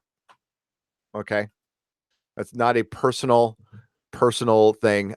We just want to metaphorically burn it with fire. We want it to be, if the show gets better, Chad, I'll freely admit it. I'd be happy for it to be better because you know what I want? I want to watch Star Trek. I want to watch good Star Trek, and I don't want my fucking prime canon being fucked with. So I don't know. I don't have high hopes, but that's the way it is. Yeah, Feisty. I know what comic artists and writers make. I do. I'm not going to blurb it out here. You know what it is too. Yeah. But let me put it this way. Your average comic shop owner makes more than the vast majority of creatives in the industry. All right. And your average comic shop owner maybe makes 50, 60,000 a year. I think that's the average. I think that's a pretty decent average. That's fair. Yep. Which is, I mean, that's all across the board, and like 50,000, like over where I live is not great. And it's great in like places in Texas and stuff, which makes, who's smarter, by the way, the person who lives in Texas or the person who lives in California? The person who lives in Texas is the answer to that question. But, that I think that's been the biggest problem. I mean, aside from all the other bullshit that we're seeing on Twitter and stuff, it comes down to money. It does. It really does with the talent. What were you excited about that you heard from Marvel at Con? Well, basically the return of What Ifs, them actually gonna explore some new stories and not be like in the like the fact that they actually do get to explore some interesting stories outside of main canon, but main canon has been so fucked with it doesn't matter anymore. And Donny Cates writing Marvel Knights. Yeah, I love Donny Cates. Like he's made me care about a character I had no interest in, Venom being being the character. So yeah, I don't know. But like I said, I'm trying to be extremely optimistic because of, the whole living in negativity thing as, recovery does, help with that. So I'm trying to be as optimistic as possible. So I don't really care for the whole Spider-Geddon thing because I'm like, wow, they're just rehashing Slot's Spider-Verse idea. Like, where do they have to go from there? Like, really? Like that I don't care about, but some of the other announcements I was excited about. Yeah, I'm starting to believe the rumor that I heard that CB Cebulski is a placeholder for somebody else. I don't know who that somebody else is, but I'm starting to believe that because I don't know how long he's going to last. Disney. There you go. Disney has now noticed that Marvel is, a lot of people say, well, they can afford to take a bath. No, they can't. Okay, they can't. Disney cannot have any of their divisions not making money. It affects the entire company. Look at ESPN. Everybody has to be making money. There is no such thing as a freaking like loss leader company. And it's just bad. They need to make money for shareholders. So I don't know how long this can go on. That's why I think we're getting stuff farmed out. They're paying people less. At least Warner Brothers is paying their freaking people. I just sent Dennis the link, so Dennis could pop on at any moment. By the way, that's fine. I'll bow out for Dennis. No, you don't have to bow out. You can stay on. You can stay on. We're chilling. We're chilling. No, I agree with you, Feisty. That's the whole point of this channel. Like, I'll bitch about Star Trek Discovery and but I'll stop. There's a moment like we are not going to ever be a channel that is just going to bitch about shit all the time. And I like most of the stuff I subscribe to are kind of those channels, but that's how I get it out of my system. Like it's very, I don't know. I get it out a lot. I love EVS, man. I fucking love EVS. He's not for everybody, but I love him. And I watch almost all of his videos, but that's not what, as part of recovery is we have to stay positive because it's really dangerous for us to be negative all the time. It takes me to a very bad place. And if I start swimming around that into the pool, it could get really dark and bad. So I'm right there with you. And plus working in a comic store, you can't like hate too much shit or you're not going to be a comic store very long, right? Yeah, exactly. So it's like you have to it was funny because I know I've been watching reviews of Superman, of Bendis's Superman #1. I read it, but I'm the wrong person and I've told this to customers before. I'm the wrong person to ask about Superman because I've never followed the story or anything. So, I'm like, I read it. It was okay, I guess, but like I said, I'm not a Superman fan. I'm a Batman fan. So, but I'm not like, I wouldn't shit on something just to shit on. I'm just like, oh, this is not for me. Wolverine and Batman are my guys. Superman's not my guy. So yeah, so it depends on when you jump in on the character, right? Exactly. It's terrible Superman. I can't read it, but I mean that again, if it's a new reader, totally different perspective. I totally get it. Back to STD real quick. So the reason. And Random says we only mean burn it verbally, and we are doing this for Star Trek fans. Okay, I'm going to shit on that show so much for Star Trek fans because Star Trek fans, I love Star Trek fans. I think they're the original, they're the OG fandom. Okay, they did it first before Star Wars, before everybody. So they have the oldest fandom. They're some of the smartest fandom, and they deserve better. Period. Okay, and that's why it's good. Feisty's fair. Feisty's a very fair person with stuff, right? And I try to be too. But that doesn't mean crapping on stuff all the time. But like if you accept stuff that's this, Doomcock said it best. If we keep buying shit that sucks, they're going to keep selling it to us. So yeah, I agree. That's what I tell everybody too. Is speak with your wallet. If you don't like something, stop hate buying stuff. Don't buy it because you want to shit on it. Stop buying it because it sucks. Yeah. Stop watching because it sucks. But I mean, I know you need stuff for your channel. So well, Doomcock said it, and that's the way we say it too. I'll watch it so you don't have to. Okay, and not saying that I am have the best taste in the world and stuff, but I can't. It does. It gets the opposite seal of approval, or whatever that is. The stamp of disapproval. Disapproval. There you go. Apple Crow, you are Gary Prime, and I apologize. I'm sorry. Yes, they're reviving What If. So when is that going to start? Here, let me pull up the article.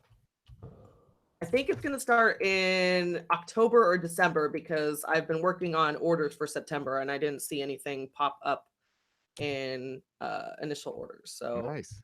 yeah, Marvel. What? Yeah, Bad Bunny says I was shocked. It's only 1,400 miles from Vancouver to San Diego. It's just straight down, man. Just go straight down. Okay, this was published 6 days ago from Marvel.com. Let's see. You talk to the chat. I'm pulling this up. Oh yeah, I'm reading. Got Sorry for the silence there, audio listeners. It's me going over the chat. Sometimes I have to pre-read it because it's crosstalk, and I think it's a lot of rose-colored glasses when it comes to Trek. But people hated my favorite Trek when it came out, Star Trek DS9. STD's big issue is not making it after next gen. Yeah, being a prequel was dumb. You could take elements of what they've done in Star Trek Discovery. Some elements and put it in the future and it would be a much better show. Do not do Spore Drive or do Klingorks or Sonar in space. But say you just take this crew, right? And put them on a ship and put it 100 years in the future. They wouldn't be having the problems they're having today. All right. DS9 did get a lot of shit, Leonard. You're right. It did, and I was one of the people who did it because it was just so different. But it's now like my favorite. So, I can't see that happening with Star Trek Discovery. All right. So it looks like they're going to start October 3rd. It's going to start with what if the Punisher, Peter Parker, is the Punisher. The cover's pretty sick. Here, do you want me to share my screen or share away? As I start singing the Spider-Man theme. Well, yeah, so it's gonna start with, so this is from Marvel.com. Is it working? It's working. I had to crack a window. It's so freaking hot in here. Hi, everybody. I am not a puppet. Let me click on it. Well, I got to click on it. There we go. Do I have to click on it? Yes. There we go. You have to click on it. Okay. And then, so I don't have chat right now, so you'll have to. I got the chat. We're good. We're good. So yeah. So what if Punisher #1? So here's the cover. It's Peter Parker with, I don't know, it looks pretty cool. So yeah. You got web shooter guns. Is that what that is? Go back up there again. Guns. Web shooter guns. Web shooter guns. Why not? You could do a whole series on what if so-and-so is the Punisher, and I'd be pretty entertained with that. Yeah, so when Peter Parker's Uncle Ben is ruthlessly killed by a burglar, Peter let escape. He vows to never let the same fate befall another innocent bystander. So yeah, so basically, yeah, with great power comes great punishment. They should have made him an S&M. You will be punished. That looks cool. Trying to see who the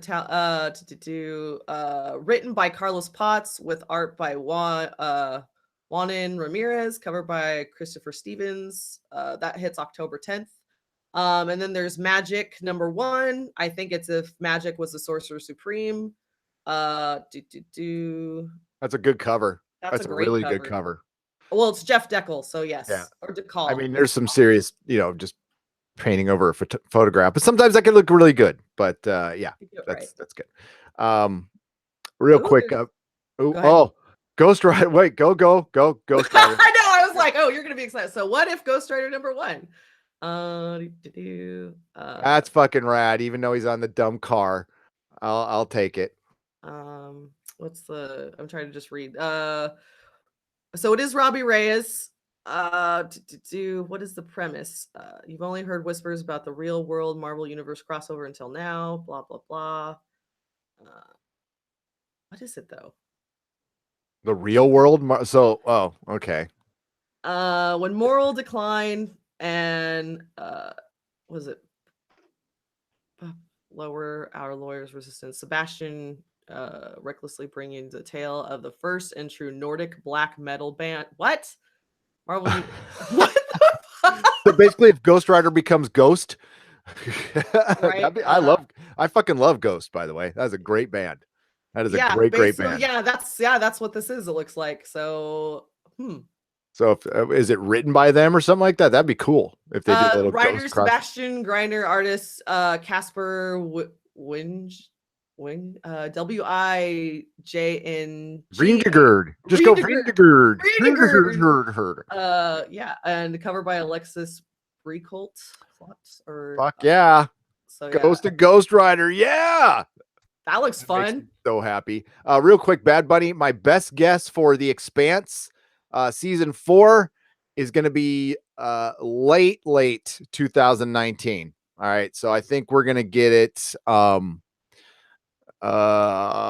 late. Okay, I will say fall of 2019. I think they're going to need a few more months for the transition and everything, and plus they're filming on another planet. The concept art was awesome. I got a better look at it at the con, and they're on Illis or New Terra, whatever you want to call it. And they showed the whole thing in the background, which book readers will know. It's not a big spoiler. They tell you in the first like few sentences that they're going to another planet. So it's what happens on another planet is what I will not tell you. What if Thor? What do we got? What if so what if Thor #1? It looks like if actually Thor was raised by the ice giants. So that's kind of cool. When young Thor's father falls to the king of the giants, his life is forever. He's ripped from Asgard and raised the world. Yeah, so that's the premise of that one. You know what they should do? They should like make What If 100% customer submissions for just story, not actually written, but the idea, because we've done that. We've done like we'll start a what if thing in our chat, and the what ifs we'll get are better than anything Marvel could come up with. So they should just like do a thing on Twitter, like you come up with the what if, and we'll the top 12 win for this year. And that would be awesome. That would be fucking great. So the next one is What If X-Men. It's got Cable and Domino on the cover. Writer Bryn Edward Hill, artist. I got a what if. What if Marvel was good? Sorry. It was there. Yeah, this looks like a kind of mix of multimedia, like free roamers U/Domino and U/Cable taking their job and it's on the scape. But when simple data scrubbing job turns back. So yeah, this looks kind of dumb. Yeah, you know what? I like Cable in the Deadpool movie, but I don't like mutants with guns. Never did. Yeah. So here just not my thing. What if Spider-Man? It looks like Flash Thompson was Spider-Man. They haven't done that. What if Flash? Yeah, that's the pretty much. Yeah, that's it. So basically, that's all they're saying. What if Flash Thompson became Spider-Man? Find out October 3rd. So yeah, these all launch in October. So excellent. Very happy about that. There you go. There you go. Hi, people. Hello, people. Let's get back to the chat here. Grady Broyle says, please, God, in the name of what little left in the world that is pure and good, let Star Wars die. It will, Grady. It's done. It's done. There was the Star Wars vibe at Comic-Con was, there was a good vibe in Clone Wars, but they did a lot of damage, man. They did a lot of damage. We'll see what episode 9 does, but I think it's too late. I honestly don't care about it anymore. It can live on or die or whatever. I have moved on. So you guys will be hate watching Discovery season 2 unless it becomes good, Jody. I will be. Yes. I'm not. For one, I'd be stupid not to cover it because it gets a lot of clicks. Let's be honest. That was the biggest surprise, Jody, was we covered the first 2 episodes. I think it was how I titled it or whatever. And nobody really watched it. Then episode 3 came out because they did the first 2, and we covered episode 3, Feisty, and we got freaking 6,000 views. Now for a channel that had at the time 300 subs, that's pretty good. And it was shocking. Awesome. It was totally shocking. So we're like, oh, that must have been, we must have got shared. Or at the time we thought Rob from Rob Has a Podcast gave us a plug. So we thought it had something to do with that, but it didn't, because the next episode did gangbusters too. And we have as many dislikes as we have likes. I think that's where we met Langley. Was that where we met you, Langley? That's where I remember seeing Langley for the first time, because Langley was predicting like the bad outcome of every episode, like 2 episodes in advance. It was pretty fucking good. I was very impressed. He's like, watch, this is going to happen. And it happened. You're like, God damn, that's good. I don't know. I guess I don't pay attention too much to what goes on. I'm just looking for like character development mostly in shows. Like I want to see human reactions and how normal human beings would do, not like, I don't know, some of the dialogue in some of the shows, it's just like, oh really? Oh, like, it's really bad. say that? And we read comic books. Okay. And, I know, right? you know, that's not known for their dialogue all the time. Bendis is shitting on the great work of previous Superman run. Yeah, the Jurgen Superman stuff was good. I mean, you canceled something that was better. So I don't know. And the sales were pretty good too, right? Feisty, like Superman was selling okay. I mean, not spectacular, but yeah, like we were selling more with Jurgen, like the previous writers, than we were now with Bendis. So like I'm even under ordering with Bendis, and I still have maybe 3 or 4 copies on the shelf. So yeah, you know, no. Bad Bunny, we got you're not on Twitter, Bad Bunny. Email me through the channel, which is, you go to the about section on this channel and you'll see my email address. Says sutrawatchtower@gmail.com. Don't ask why. It stuck. It was not supposed to be our original name. It's a really long, dumb email. But yeah, because you got some pretty good inside Expanse stuff. So I'd like to share that if it's okay with you. So he says the shooting schedule for the Expanse, I would give you full credit, by the way. The shooting schedule for the Expanse is the 20th of September through the 20th of December. So that would lead me to believe, yeah, spring again. It takes them like 4 months to do effects and editing. So yeah, they're not going to miss a beat then. I think that's really smart. And the show got picked up fast enough so I can believe that. So I was just basing that on maybe they needed some time for transition, but if they kept all the sets up and the only thing, you know, is they're going to have better special effects, which might not necessarily take more time. If you have more money, you can have more people working on it at once. You're a Harry Potter fan, aren't you, Feisty? A little bit Harry Potter. Yeah, a little bit. Okay, what did you think of Fantastic Beasts? I'm excited, but I'm excited for anything like Harry Potter, mostly because I think if I was ranking some of the movies I saw in the last 2 years, Fantastic Beasts would be higher up than the Star Wars movies, save for like Rogue One. God, yes. No. I mean, if you want to compare it, like Fantastic Beasts, you know, it was a pretty damn good movie. Okay, there was and it was just fun to be back in that, and you had to get to know the characters. But I'm excited. I'm excited that J.K. Rowling, I think, is writing the second one too, and I think she'll be a little better at script writing. She wasn't terrible. She just tried to throw too much into one movie. Yeah. And the movie really should have been longer. I do like David Yates as a director. I am a fan of his. Oh gosh, yeah. When he took over as director for the movies, I was like, oh, holy crap. But the gentleman, I forget his name, who directed The Prisoner of Azkaban, and then that's what the first and only he did. But he's the one that brought in all the sound effects for the wands and actually gave the kids like, hey, you know, dress it like, because I watched all the behind this. Yeah, I'm not a fan. Nope, not at all. But he's the one that told the kids, like, untuck your shirts, make the character how you want, you know, not everybody be uniform. And I thought that brought a lot of character to the films as well, by letting these actors develop their characters as like, okay, yeah, half of my shirt's tucked in, my tie is not going to be straight. Like, I thought that was a really cool aspect to, and that's one of my favorite movies, by the way, is Prisoner of Azkaban. But yeah, Alphonse Cuarón, or with the guy who did Children of Men. He was the director of Prisoner of Azkaban. That's Harry Potter's Empire Strikes Back. It's the best movie by far, best directed by far. Yeah, everything he planted. was taken by David Yates. Did a great job, but if Alphonse would have come back and directed, I would have been very happy, because that's the movie that made the series succeed. Because I remember, because I watched him as an adult, right? So my kids were fans. I took them to see him, and the first two were just kind of meh to me. I was like, yeah, eh.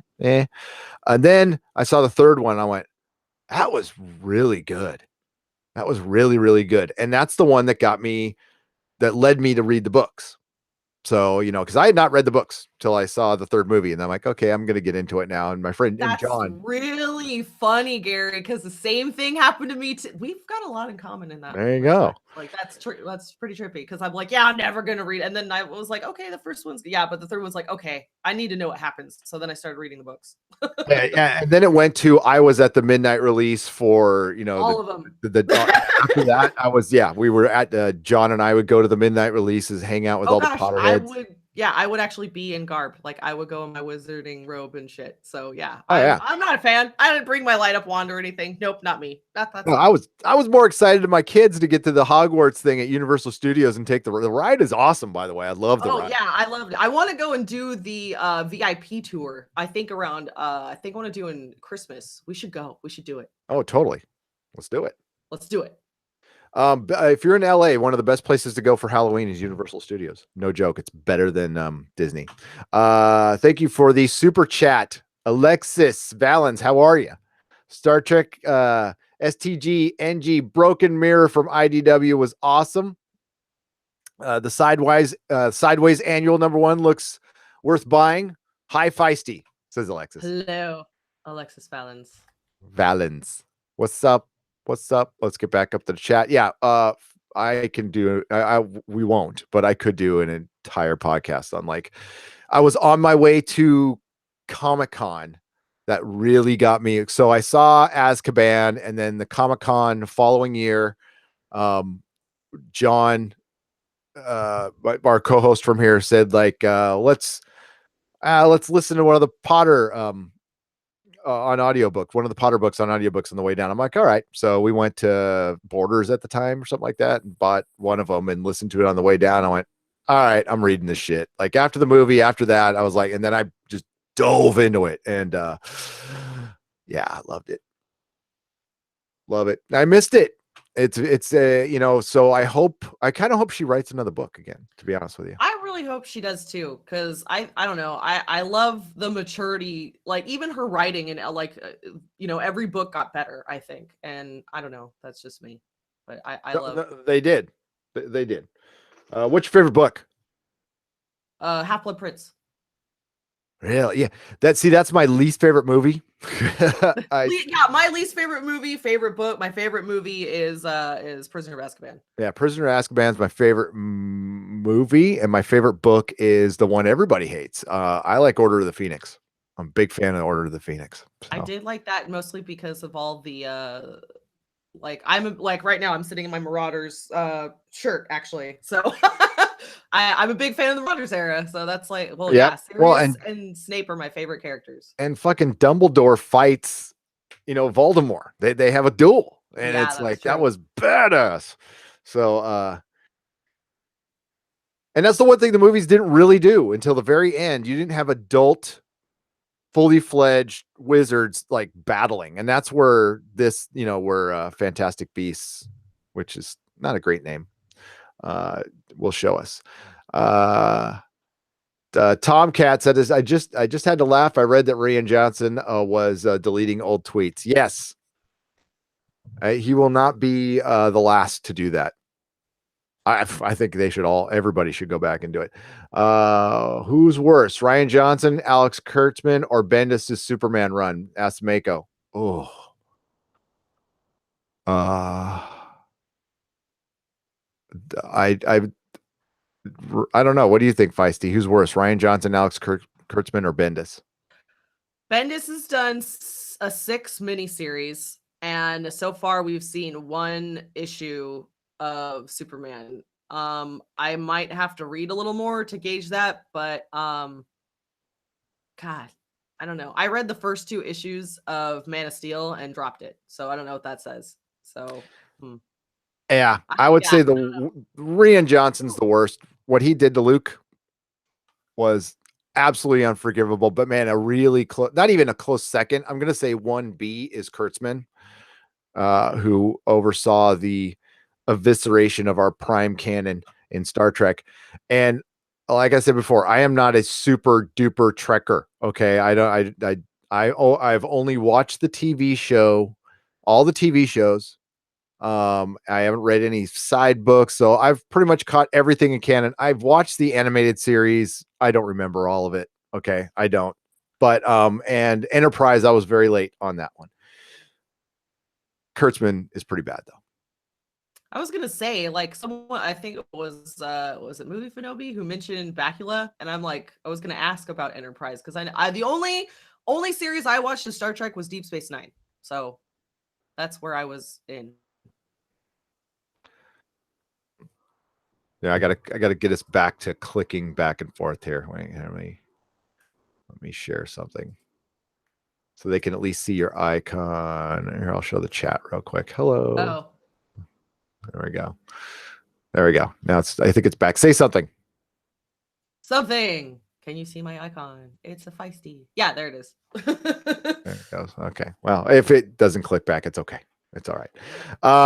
Feisty is here. We're waiting on Dennis. I can go another half hour. No problem.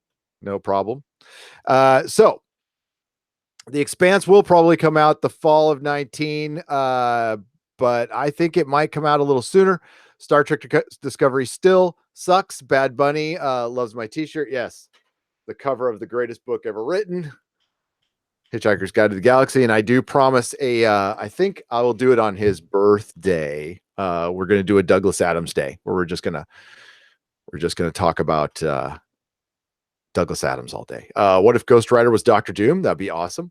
Why dream? What if we could be Jessica with the symbiote? Ooh, Interesting. that would be interesting. That would be interesting. What if Professor X was the Punisher? Wow. That would be everybody be just dead. Yeah, he would. Yeah, I mean, he's one of the most powerful psychics. So yeah, ooh, that would be dark. Mako says DS9 was hated because of ideological reasons, but even the Federation came on top with Section 31 and the latent coup in STD. The Federation approved of Klingon genocide. Yeah. Yeah, I completely forgot that one too. I was just like, God damn. Subspace mycelium forming a hyperspace network that can be navigated using packet switching and complex sorting algorithms is kind of badass, says Grady. No, I don't think so, but that's okay. What if Fantastic Four was now dropping mushrooms and traveling the universe that way? That was badass. Not dropping, but eating mushrooms. I was talking, mix it up with dropping acid. Now, yeah, through my conscience, if my consciousness, traveled the galaxy through some mushroom eating. Do not eat magic mushrooms and ride a motorcycle. Not a good idea. Thanks for the warning. I did that so you don't have to. Okay.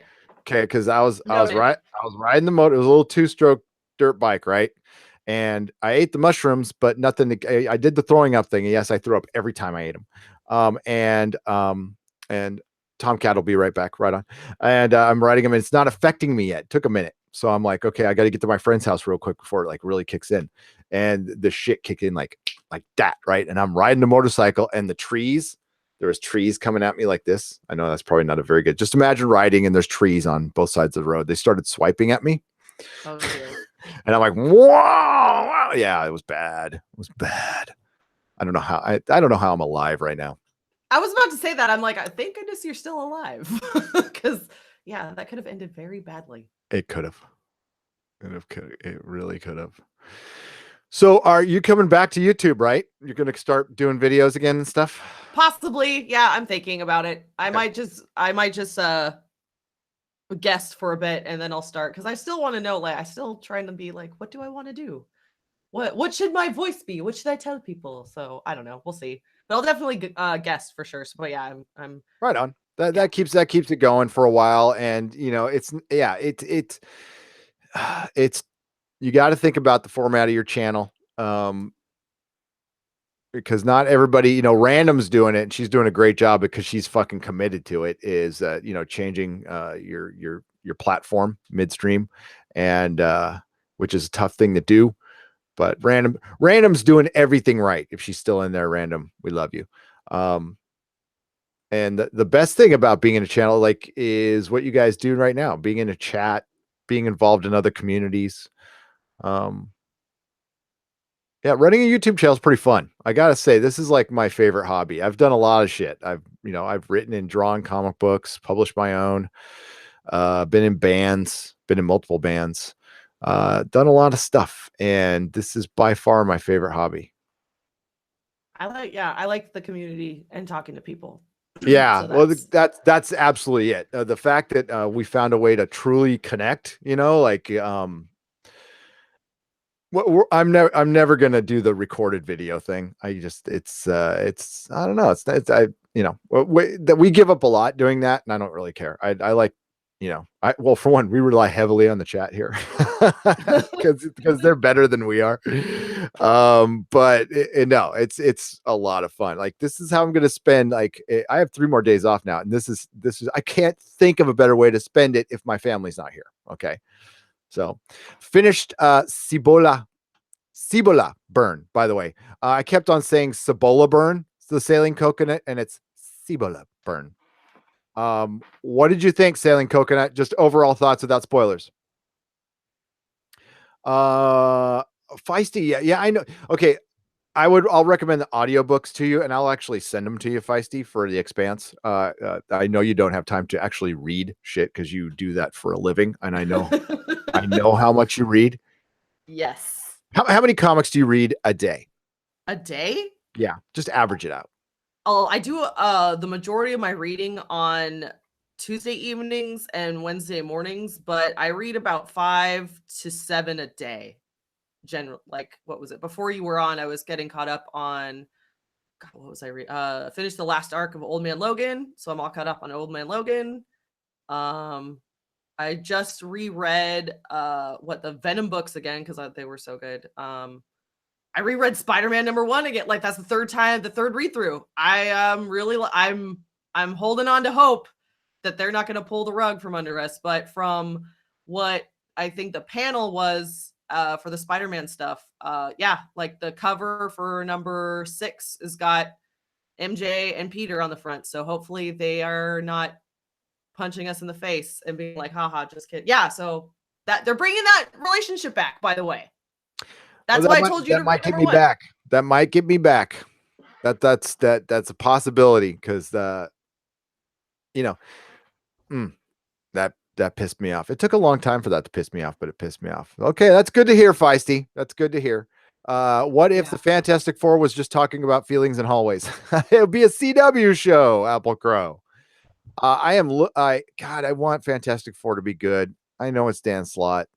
I'll read it Tuesday and let you know. Let me know. Well, it doesn't come out now, but it comes out, I think, later in August. So it was just on last week's FOC, I think. So it comes out in August sometime. So yeah, no spoilers. Let me know, of course. I'm running down the chat here. Howard the Duck, director of S.H.I.E.L.D. Love pun. Yes, that would be hilarious. They should get Zdarsky to write that. Oh my god, that would be fucking great. By the way, folks, Preacher. I know this is like really off the subject. It's a good season this year. I highly recommend it. Last night's episode, I watched it again, was fucking fantastic. So Preacher has found its legs again. And apparently the drug dealer was Seth Rogen, and he's all in shape now, and I didn't recognize him. Huh. Oh my god, yeah. Like he looked really good. I'm only halfway through the second season, so I'm trying to finish up Farscape. I think I have 2 discs left of the first season. So yeah, I got I'm loving it. Oh my god, Farscape's so good, and a Viking bitch got Doomcock into it, and he watched 2 episodes and loved it. So, by the way, I got my Legionnaire thing from Doomcock today. This Nice! is my favorite. I know, right? Oh, and his little like note on the back to you. Oh my god, yeah, I got mine last week. It was awesome. Oh god, So good. He's got a little note on the back.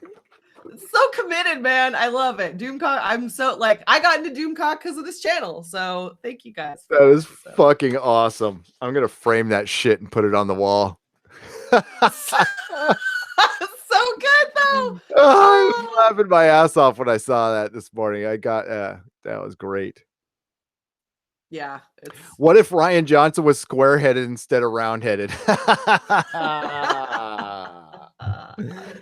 Fucking hail Doomcock, by the way, dude. I love you so much, dude. Seriously. Like, I've made a good friend on YouTube, and made a lot of good friends in here. I got to meet a couple of listeners. Well, they're friends. They're part of the family in here. They go way back. It's Crazy Carlos, who was in here earlier, and Johnny Pappas at Comic-Con. That was so fucking cool. Like it was. Then we hung out, we chat. I wish we could have hung out longer, but yeah, we're gonna definitely do like little meetups like that. That was fucking fun. I was so happy about that. Good guys. Yeah. It's fun. I can't wait to hear Viking Bitch's voice. I have it in my head, Viking Bitch. I don't know if it's anything like it, but yeah. She asks, Viking Bitch asks, what are you minister of, Gary? Oh, I am the minister of harsh justice. So I'm the king's justice. Yes. I am the minister of harsh justice. That's awesome. I'm basically the executioner. So that's what I wanted to be. I gave it a lot of thought, but yeah. Comics and corgis. Comics and corgis. Well, you already took comics, so I couldn't take. I know. Haha. What if Gary was the comic book guy from The Simpsons? Don't bang your head on the display cabinet, please. That would be bad. Yeah, I don't, and that's another thing too, is like I've gone to now all of the comic shops within like a 300-mile radius of ours, and some, like the majority of the owners and stuff are pretty cool, but there's those two that are like, how are you still in business? Like they're not inviting at all. That's, I don't know. Yeah, there's some that are just unexplainable. Like there's one, I make no secret in not liking. There's one in San Diego. The guy, I hate the owner so freaking much because the guy is just he's screwed over people. And there's another guy out there who got Robert Bierbaum. There's a guy named Robert Bierbaum. He started out here in San Francisco. He's got quite the reputation too, and it's pretty deserved. But he's still in the business. He still gets stuff done. But I got video of him like, so he's trashing me and he's trashing Brian and another, and he didn't realize that I was me. So he was talking about like, he started talking about the asshole Gary from the Comic Outpost, and he didn't realize he was talking to me. That was so funny. So I'm sitting there because we were talking to retailers. This was like 10 years ago. And we were getting video and stuff for the website. I wonder if I can dig that up. It was pretty funny. It was good times. I really, really love Star Trek Enterprise a lot. I love Bakula as Archer. Grady, I was wrong about that show as well. When it came out, I was like, man, I don't care. Prequel. I don't like Scott Bakula. I ended up liking the show quite a bit. The last 2 seasons are awesome. The last episodes kind of sucks, but you know, I prefer Quantum Leap. Blackula. By the way, Alexis, thanks again for the super chat. I just saw it again. Just wanted to thank you again. The Room is better than The Last Jedi, says Mako. Oh, it is. It is. The Room holds a very special place in my heart. That movie is great. I want that guy to play the Joker. I think he'd be great. I love his little Joker thing. And not sold on Depp yet as Grindelwald, but looks okay. They got to I agree with Grace Randolph. The relationship between Grindelwald and Doom, and I almost said Doomcock. Oh my god. Doomcock has a relationship with Grindelwald. No. Yeah, because they were like friends. That's the thing. Well, they were lovers. Well, they were. Dumbledore was at least in love with Grindelwald. I don't know if it was reciprocal, but I think they got to kind of keep that in. I think it adds an interesting layer to the relationship. I mean, yeah, absolutely. Who cares if Dumbledore's gay? I kind of thought he was anyway. I mean, that was like the least surprising news I got. I'm really excited to see Jude Law as young Dumbledore. I think that was a great casting. I do too. I wish he dressed a little more flamboyant. Maybe that Yes. happens later in life, and that is kind of a thing. So, the Expanse is okay. The Expanse is scheduled to shoot at Pinewood Studios as well. So they are not moving production. So everything's on track. Bad Bunny. That's good. That's good to know. I ended up getting excited about the Fantastic Beasts 2, more excited than I expected. The trailer promises to be better than the first one, says Jody. Agreed. Tomcat says, good to have my face back. Hey, it's good to have my face back. It's good to be back in my studio. Well, my room, my studio. I loved the makeshift studio, though. That was pretty awesome. That was great. It sucks that my connection sucked, but oh well, it happens. Can't win them all, man. Can't win them all. No.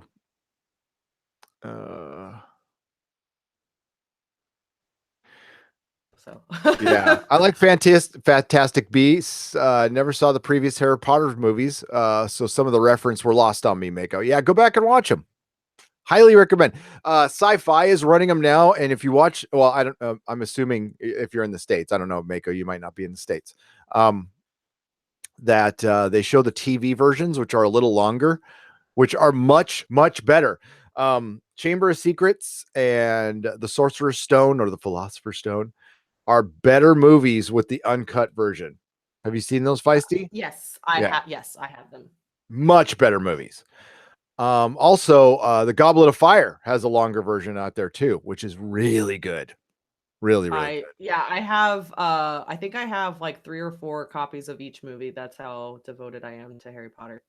Oh yeah, I've got the those super extended ones. I've got all those. I wanted to be out on waiting for 4K. Yeah, I need to get a new TV. Mine's old. That might help with some of my viewing. Well, my 4K. Oh, go ahead. Oh no, that might help with some of my viewing experiences. Is getting a better TV. Well, I only watch like movies on my 4K. I don't like my I don't know how. Since YouTube, I don't turn on my front TV anymore unless I'm like sitting down to watch a movie.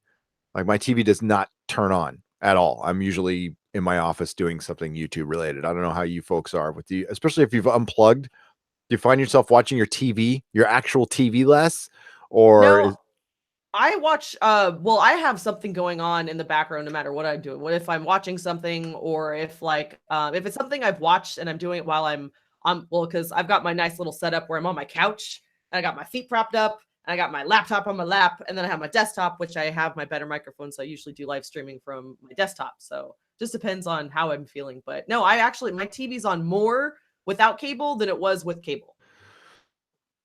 Yeah. Yeah, that's I like to have it on the background, but I'm in my office all the time. I'm in here all the time now, just doing YouTube stuff. So, by the way, Discord, Lawrence Howe who is my son's friend, and he's also a patron. Says it's about 2 days away. He's got a bunch of stuff going. He's setting up the platform, and I think by Friday we'll have something. That's awesome. I can help you too. So, but if you've got somebody already working on it, that's fine. It's seriously takes like 4 minutes to set up a server. It's easy. Cool. Because he was telling me all the stuff he's doing. He's all bots and doing this. I'm like, I don't know what you're talking about, but the cool thing is I don't know if you want to talk about this now, but with bots, you can actually automatically invite people to the Discord server when they become a patron. So that's what he's doing. Yeah. Okay. Good. Halam says, come to Manchester Comic-Con. When is it, Halam? I would love to go. Me too. I want a reason to go back to England. I've already been there once. Yeah, I'm probably going to be coming there later this year, Halam. So if we can figure out a meetup, and if I do want to check out Manchester, I've actually never been there. So Going to London. It's like 75% chance later this year. It's sometime in the fall. So if anybody's in the UK, we could meet up. I got an ex-girlfriend who lives out there, but I don't think my wife would want me to visit her. And that's cool. Yeah. So did you get the 2 super chats from Agent Future and Rubicon Alpha? No, my God. Thank you so much. Let me, I was too busy babbling. Oh, wow. Okay. Agent Future, Star Trek Discovery. Thank you, Agent Future, by the way. Thank you, Feisty. Star Trek Discovery, season 1. Each episode cost $10 million, which is true. Do we know if CBS All Access is even making any money? It is. I don't know, Agent Future. I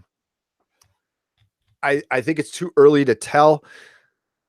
The thing is, like, if it's a failure, what do they do? That's the thing. Is like, this thing can't fail. Like, they're fucked if it fails. They're going to have to, and I think maybe that's what Amazon and Netflix are waiting for, the first big one to fail. Because these things do cost a lot of money to run. These streaming platforms, they cost fucking tons of money to run. It's like running a studio. So I don't think so, though. I would say no. And Rubicon Alpha, hi everyone, made it home. Time to catch this today's live show. Lucky me. Yeah, lucky you. Thanks for joining. Thank you both for the $5 super chats. That's awesome. Fringe casting Leonard Nimoy was genius, Grady. I liked Fringe a lot. Oh my God, that just reminded me, in Star Trek Discovery, they invoke Spock's name.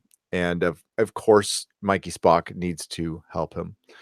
Halam 899 says RIP Luke Skywalker, 1977, 2017. I know. Johnny Depp is Grindelwald. I'm not too sure yet. I like Johnny Depp. I don't hate Johnny Depp.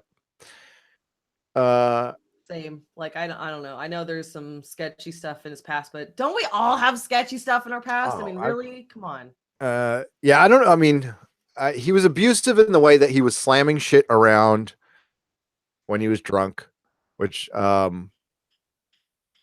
don't know if he like hit her, that's not really excusable. So I can't, but if he's just slamming shit around when he's drunk, I mean, I don't know. Yeah, I know how that goes. I've done that. So, yeah. I've done that. Yep. So Alex Kurtzman said this weekend that his next project is to reboot Star Wars: A New Hope, bring it up to date with the modern SJW sensitivities. Philip, as I know you're joking there, Disney is going to redo the original trilogy. I'm not the first to say it. I won't be the last to say it. Fucking mark our words.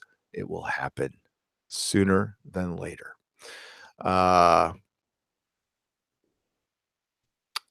Yeah, Douglas Adams Day. Fucking A. Yeah, we're going to do Douglas Adams Day. We'll find out here real quick. I'm going to find out what his birthday was. I want to say I thought it was in June or July, but I could be wrong. My husband's a big Douglas Adams fan. Your husband is wise. Douglas Adams birthday. I'm sure somebody can answer in the chat quicker. Oh shit. Okay, well no, we just passed it up. It's March 11th, 3 days after my wife. So we're gonna do it. Okay, when was Hitchhikers released? What date? Was Hitchhiker? The book or the TV show or first airing of the radio show? Hiker radio show. Okay, no, that's not it.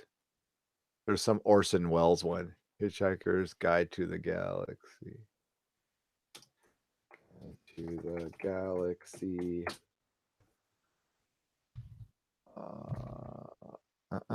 It's not really telling me immediately, so I'm gonna put you guys on it. Whatever the first day they first aired the Hitchhiker's radio show? I know it's in my book somewhere.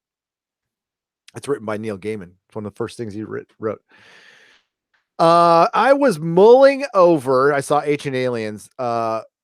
Still doing the recap for last Friday's Ancient Aliens. Would any of you be interested in that? Because I might do it later today.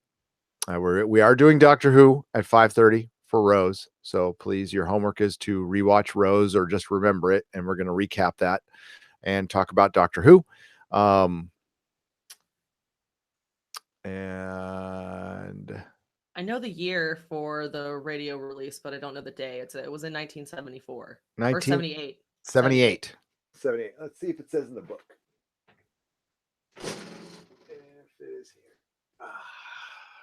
Okay, maybe it says in the book.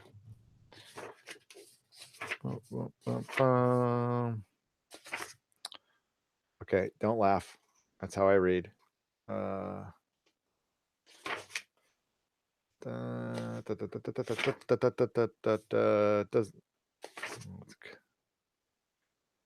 It doesn't. Yeah, I'm gonna have to read through the whole damn thing. It just says a primary phase. It's first 2 phases, radio blah blah. First broadcast in 1970. It doesn't have the date for them. Oh wait, broadcast. Was it Fit the First? Is that the first one? Yep. March 8th, 1978. Okay. There we go. We can't do that date either. I'll figure. Oh, we'll just do it later. We'll just make up a day. It's okay. You don't need a reason to. Hell no. March 8th says Mako. Thank you, Mako. Douglas Adams did right. He was the showrunner essentially. Right. And then he did Shada. But City of Death was it Douglas Adams? Hello. Hey. The fuck took you so long? The refrigerator, stuff like that. Hi, water wants to turn on. Hey, Feisty. Sorry. Good thing I only had one headphone in. I'm only deaf in one ear. Sorry. Right. Excuse me. Yeah, man, that took forever. Jesus. But yeah, I'm here. You're here. What I miss? I'm gonna have to nothing much. We've just been talking for like we can do this for like 20 more minutes. We've had almost 90 people in here the whole time, so thank you all for joining us. I started us off on the bad news. I got the James Gunn shit out of the way, so we don't need to talk about that. And there's a petition. My recommendation is don't sign it. Let it go. Just let this shit go. I mean, it's because it's a big fucking mess, and Disney's not going to hire him back. And everybody says, Dennis. And we're talking about Douglas Adams Day. So, Dennis, real quick, talk about your favorite things from con. Favorite things from con. Meeting Joseph from Bad Santa, who played Very Bad Santa in Happy. That was actually really cool. And getting into the Legion panel, I honestly did not think I was going to make that at all. And how bad was it? I mean, no, it wasn't bad at all. I actually walked up around 11:30-ish, probably around there. And, they were getting ready to do the Riverdale panel, which was starting at 11:45. And it was so funny. There's all these little tween girls that were, lining up behind me. And you're like, oh my God, we're going to get in. It's 11:40. And I'm like, you're not getting in. You may be. There's about 500 people in front of us. So possibly if Supernatural, goes out. But there's no guarantee. And we were lucky. We got in probably about 12:15, something like that. So unfortunately, I had to sit through some of the Riverdale panel. Oh, I saw the pictures from that. Yeah, that was not fun. Kelly Ripa, oh my God. Wait, did she moderate? She was the moderator, yeah. Oh, I'm so sorry. And I was just going, I was playing games, I was Facebook posting, I was doing anything except paying attention. You could actually hear girls going through puberty as we were in the audience there. You can hear pubes growing. Wow. Hey, I'm here all week. Try the veal.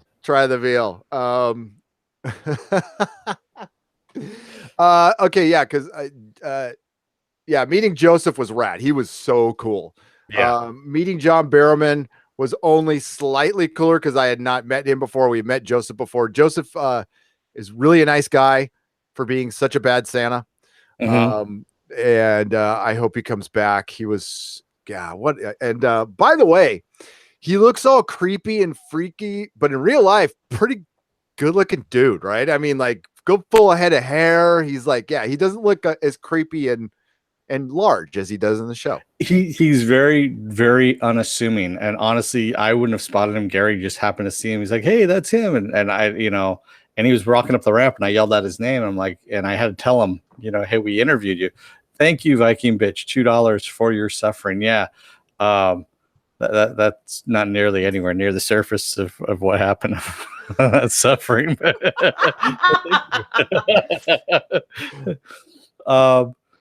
Yeah, it was kind of funny. So I had to explain, hey, we interviewed you, at the end. He's like, oh yeah, and then all of a sudden you see the light dawn, because at first he was like, what the hell's this?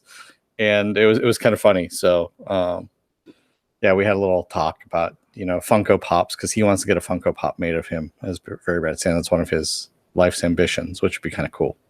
I can maybe make that happen. I do modeling and have I think I have 4 blank 2 male 2 female pops. Wow. Project. Yeah. For fun. Oh, if you made that one for him, that would be awesome. Yeah. That'd be really, really awesome. No, Moby Finobi, I have not gone through puberty yet. Nope. Same. When it's time to change. Oh, Dennis. Peter Brady. Yeah, I just went ahead and skipped it. I will not direct Guardians 3 though. I will not. I will. I'm cheap. And I just want to say I got my Legion shirt too. The Vermilion. That's Vermilion. Sorry, Vermilion. Vermilion. Yeah, there was kind of fun. It was really funny. There was a woman dressed up as one of the Vermilion, and she went up and asked a question. You'll see it on the if you take a look at the panel, because I have all the questions up there, and she did a really good job. I saw her walking around earlier, and I started laughing. Yeah, I'm surprised we didn't see it. We saw a couple of Legion cosplays that were pretty good, but not a ton. Bad Bunny says he's still in puberty. That's good. I want a Doomcock pop Rubicon Alpha. Yeah, that's another one we should work on. Okay. I'll have to get some modeling foam, because that's easier to work with and it's lighter. Oh yeah, Doomcock needs to. There's a place you can go to have your own action figures made. He needs to have one. He needs a 1/6 scale Doomcock for sure. Yeah, yes. No, definitely. I agree. And I did some of the stuff outside too while we were there. I did the FX exhibition, which was kind of light this year. I was surprised. It wasn't as good as last year's. I didn't do the Jack Ryan 4D experience because I didn't want to be put into a harness and rappelled down from a helicopter and a zip line and all that kind of crap. And from what I heard, it was taking 15 minutes per person. And the line was supposed to be insane, and people are just waiting out in the sun for that. I don't know how you can do it. Walked past Purge City a couple times, which was supposed to be items you can buy for the Purge. Was it just a front or Yeah, you walked past it with me. Yeah, but did you go inside? No, I saw inside on a couple other articles, and it was just some stuff there. It was like everything else, where they had some interactive stuff, but then you get some free crap. I think is what it was, like a patch or something, and it wasn't anything. No. Yeah, what the freebies this year were kind of mediocre. Oh, just posters. Yeah. I was going to ask you, Dennis, what kind of swag did you were there? Because my favorite year, I think, was 2000. It was the year that V for Vendetta came, and I lived in Hall H that con. So I got the mask, I got all the posters, all some stuff.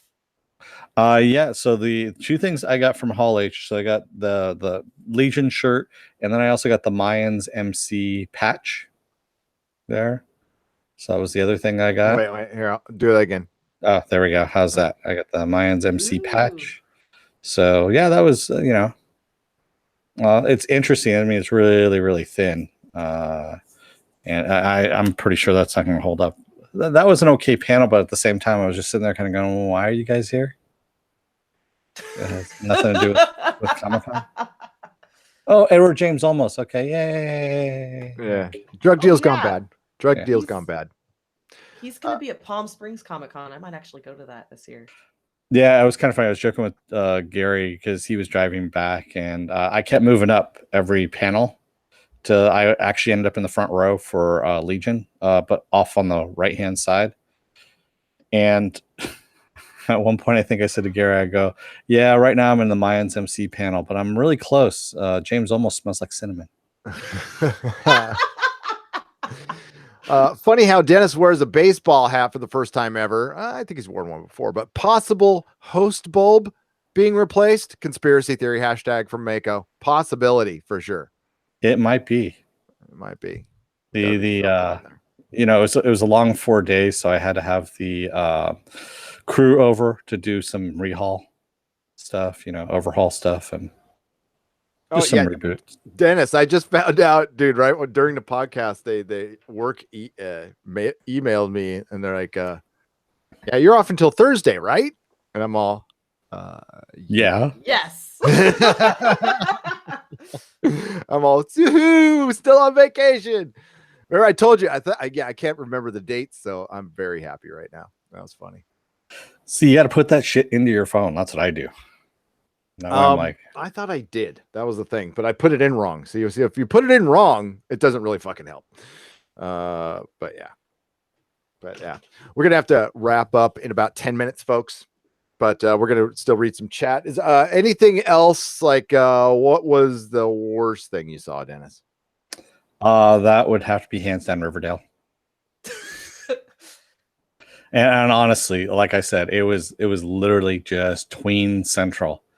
Oh my god, like I really like you, and let me read my phone. I forgot what it was because I just went through puberty, so let me read my question. Just now.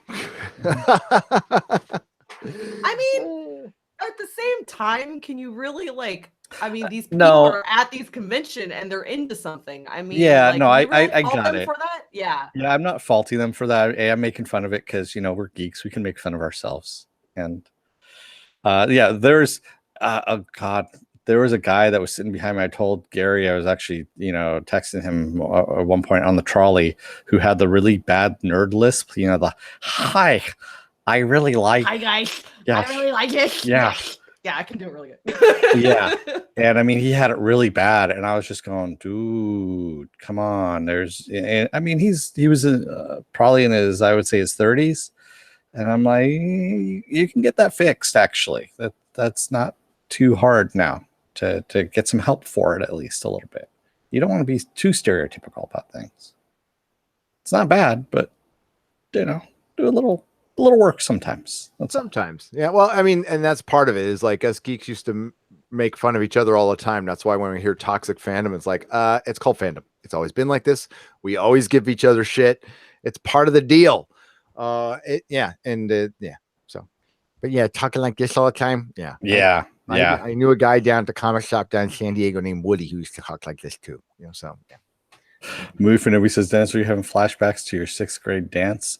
No, I had already gone way through puberty by that point. So it wasn't me that was doing it. Honestly, Kelly Ripa was horrible. I mean, just god awful. I probably should have recorded some of it and sent it over to you people as punishment for what I had to go through. Kelly Ripa. So we didn't have to. Yeah. No, you didn't. Yeah, exactly. And yes, it's based on Archie comics, and they talked about Archie zombie, the Archie zombie apocalypse thing too, which they might bring over into it since they are doing Sabrina, the Chilling Adventures of Sabrina on Netflix. So they might actually do it. Who knows? Who knows? Was Riverdale ushering puberty as Viking bitch? Yes, it was. It was for a lot of girls. The majority of actors on that panel were male, and so the majority of people in the audience asking questions were tween girls.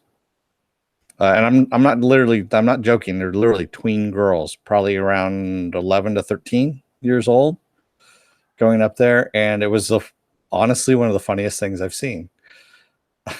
So Yeah.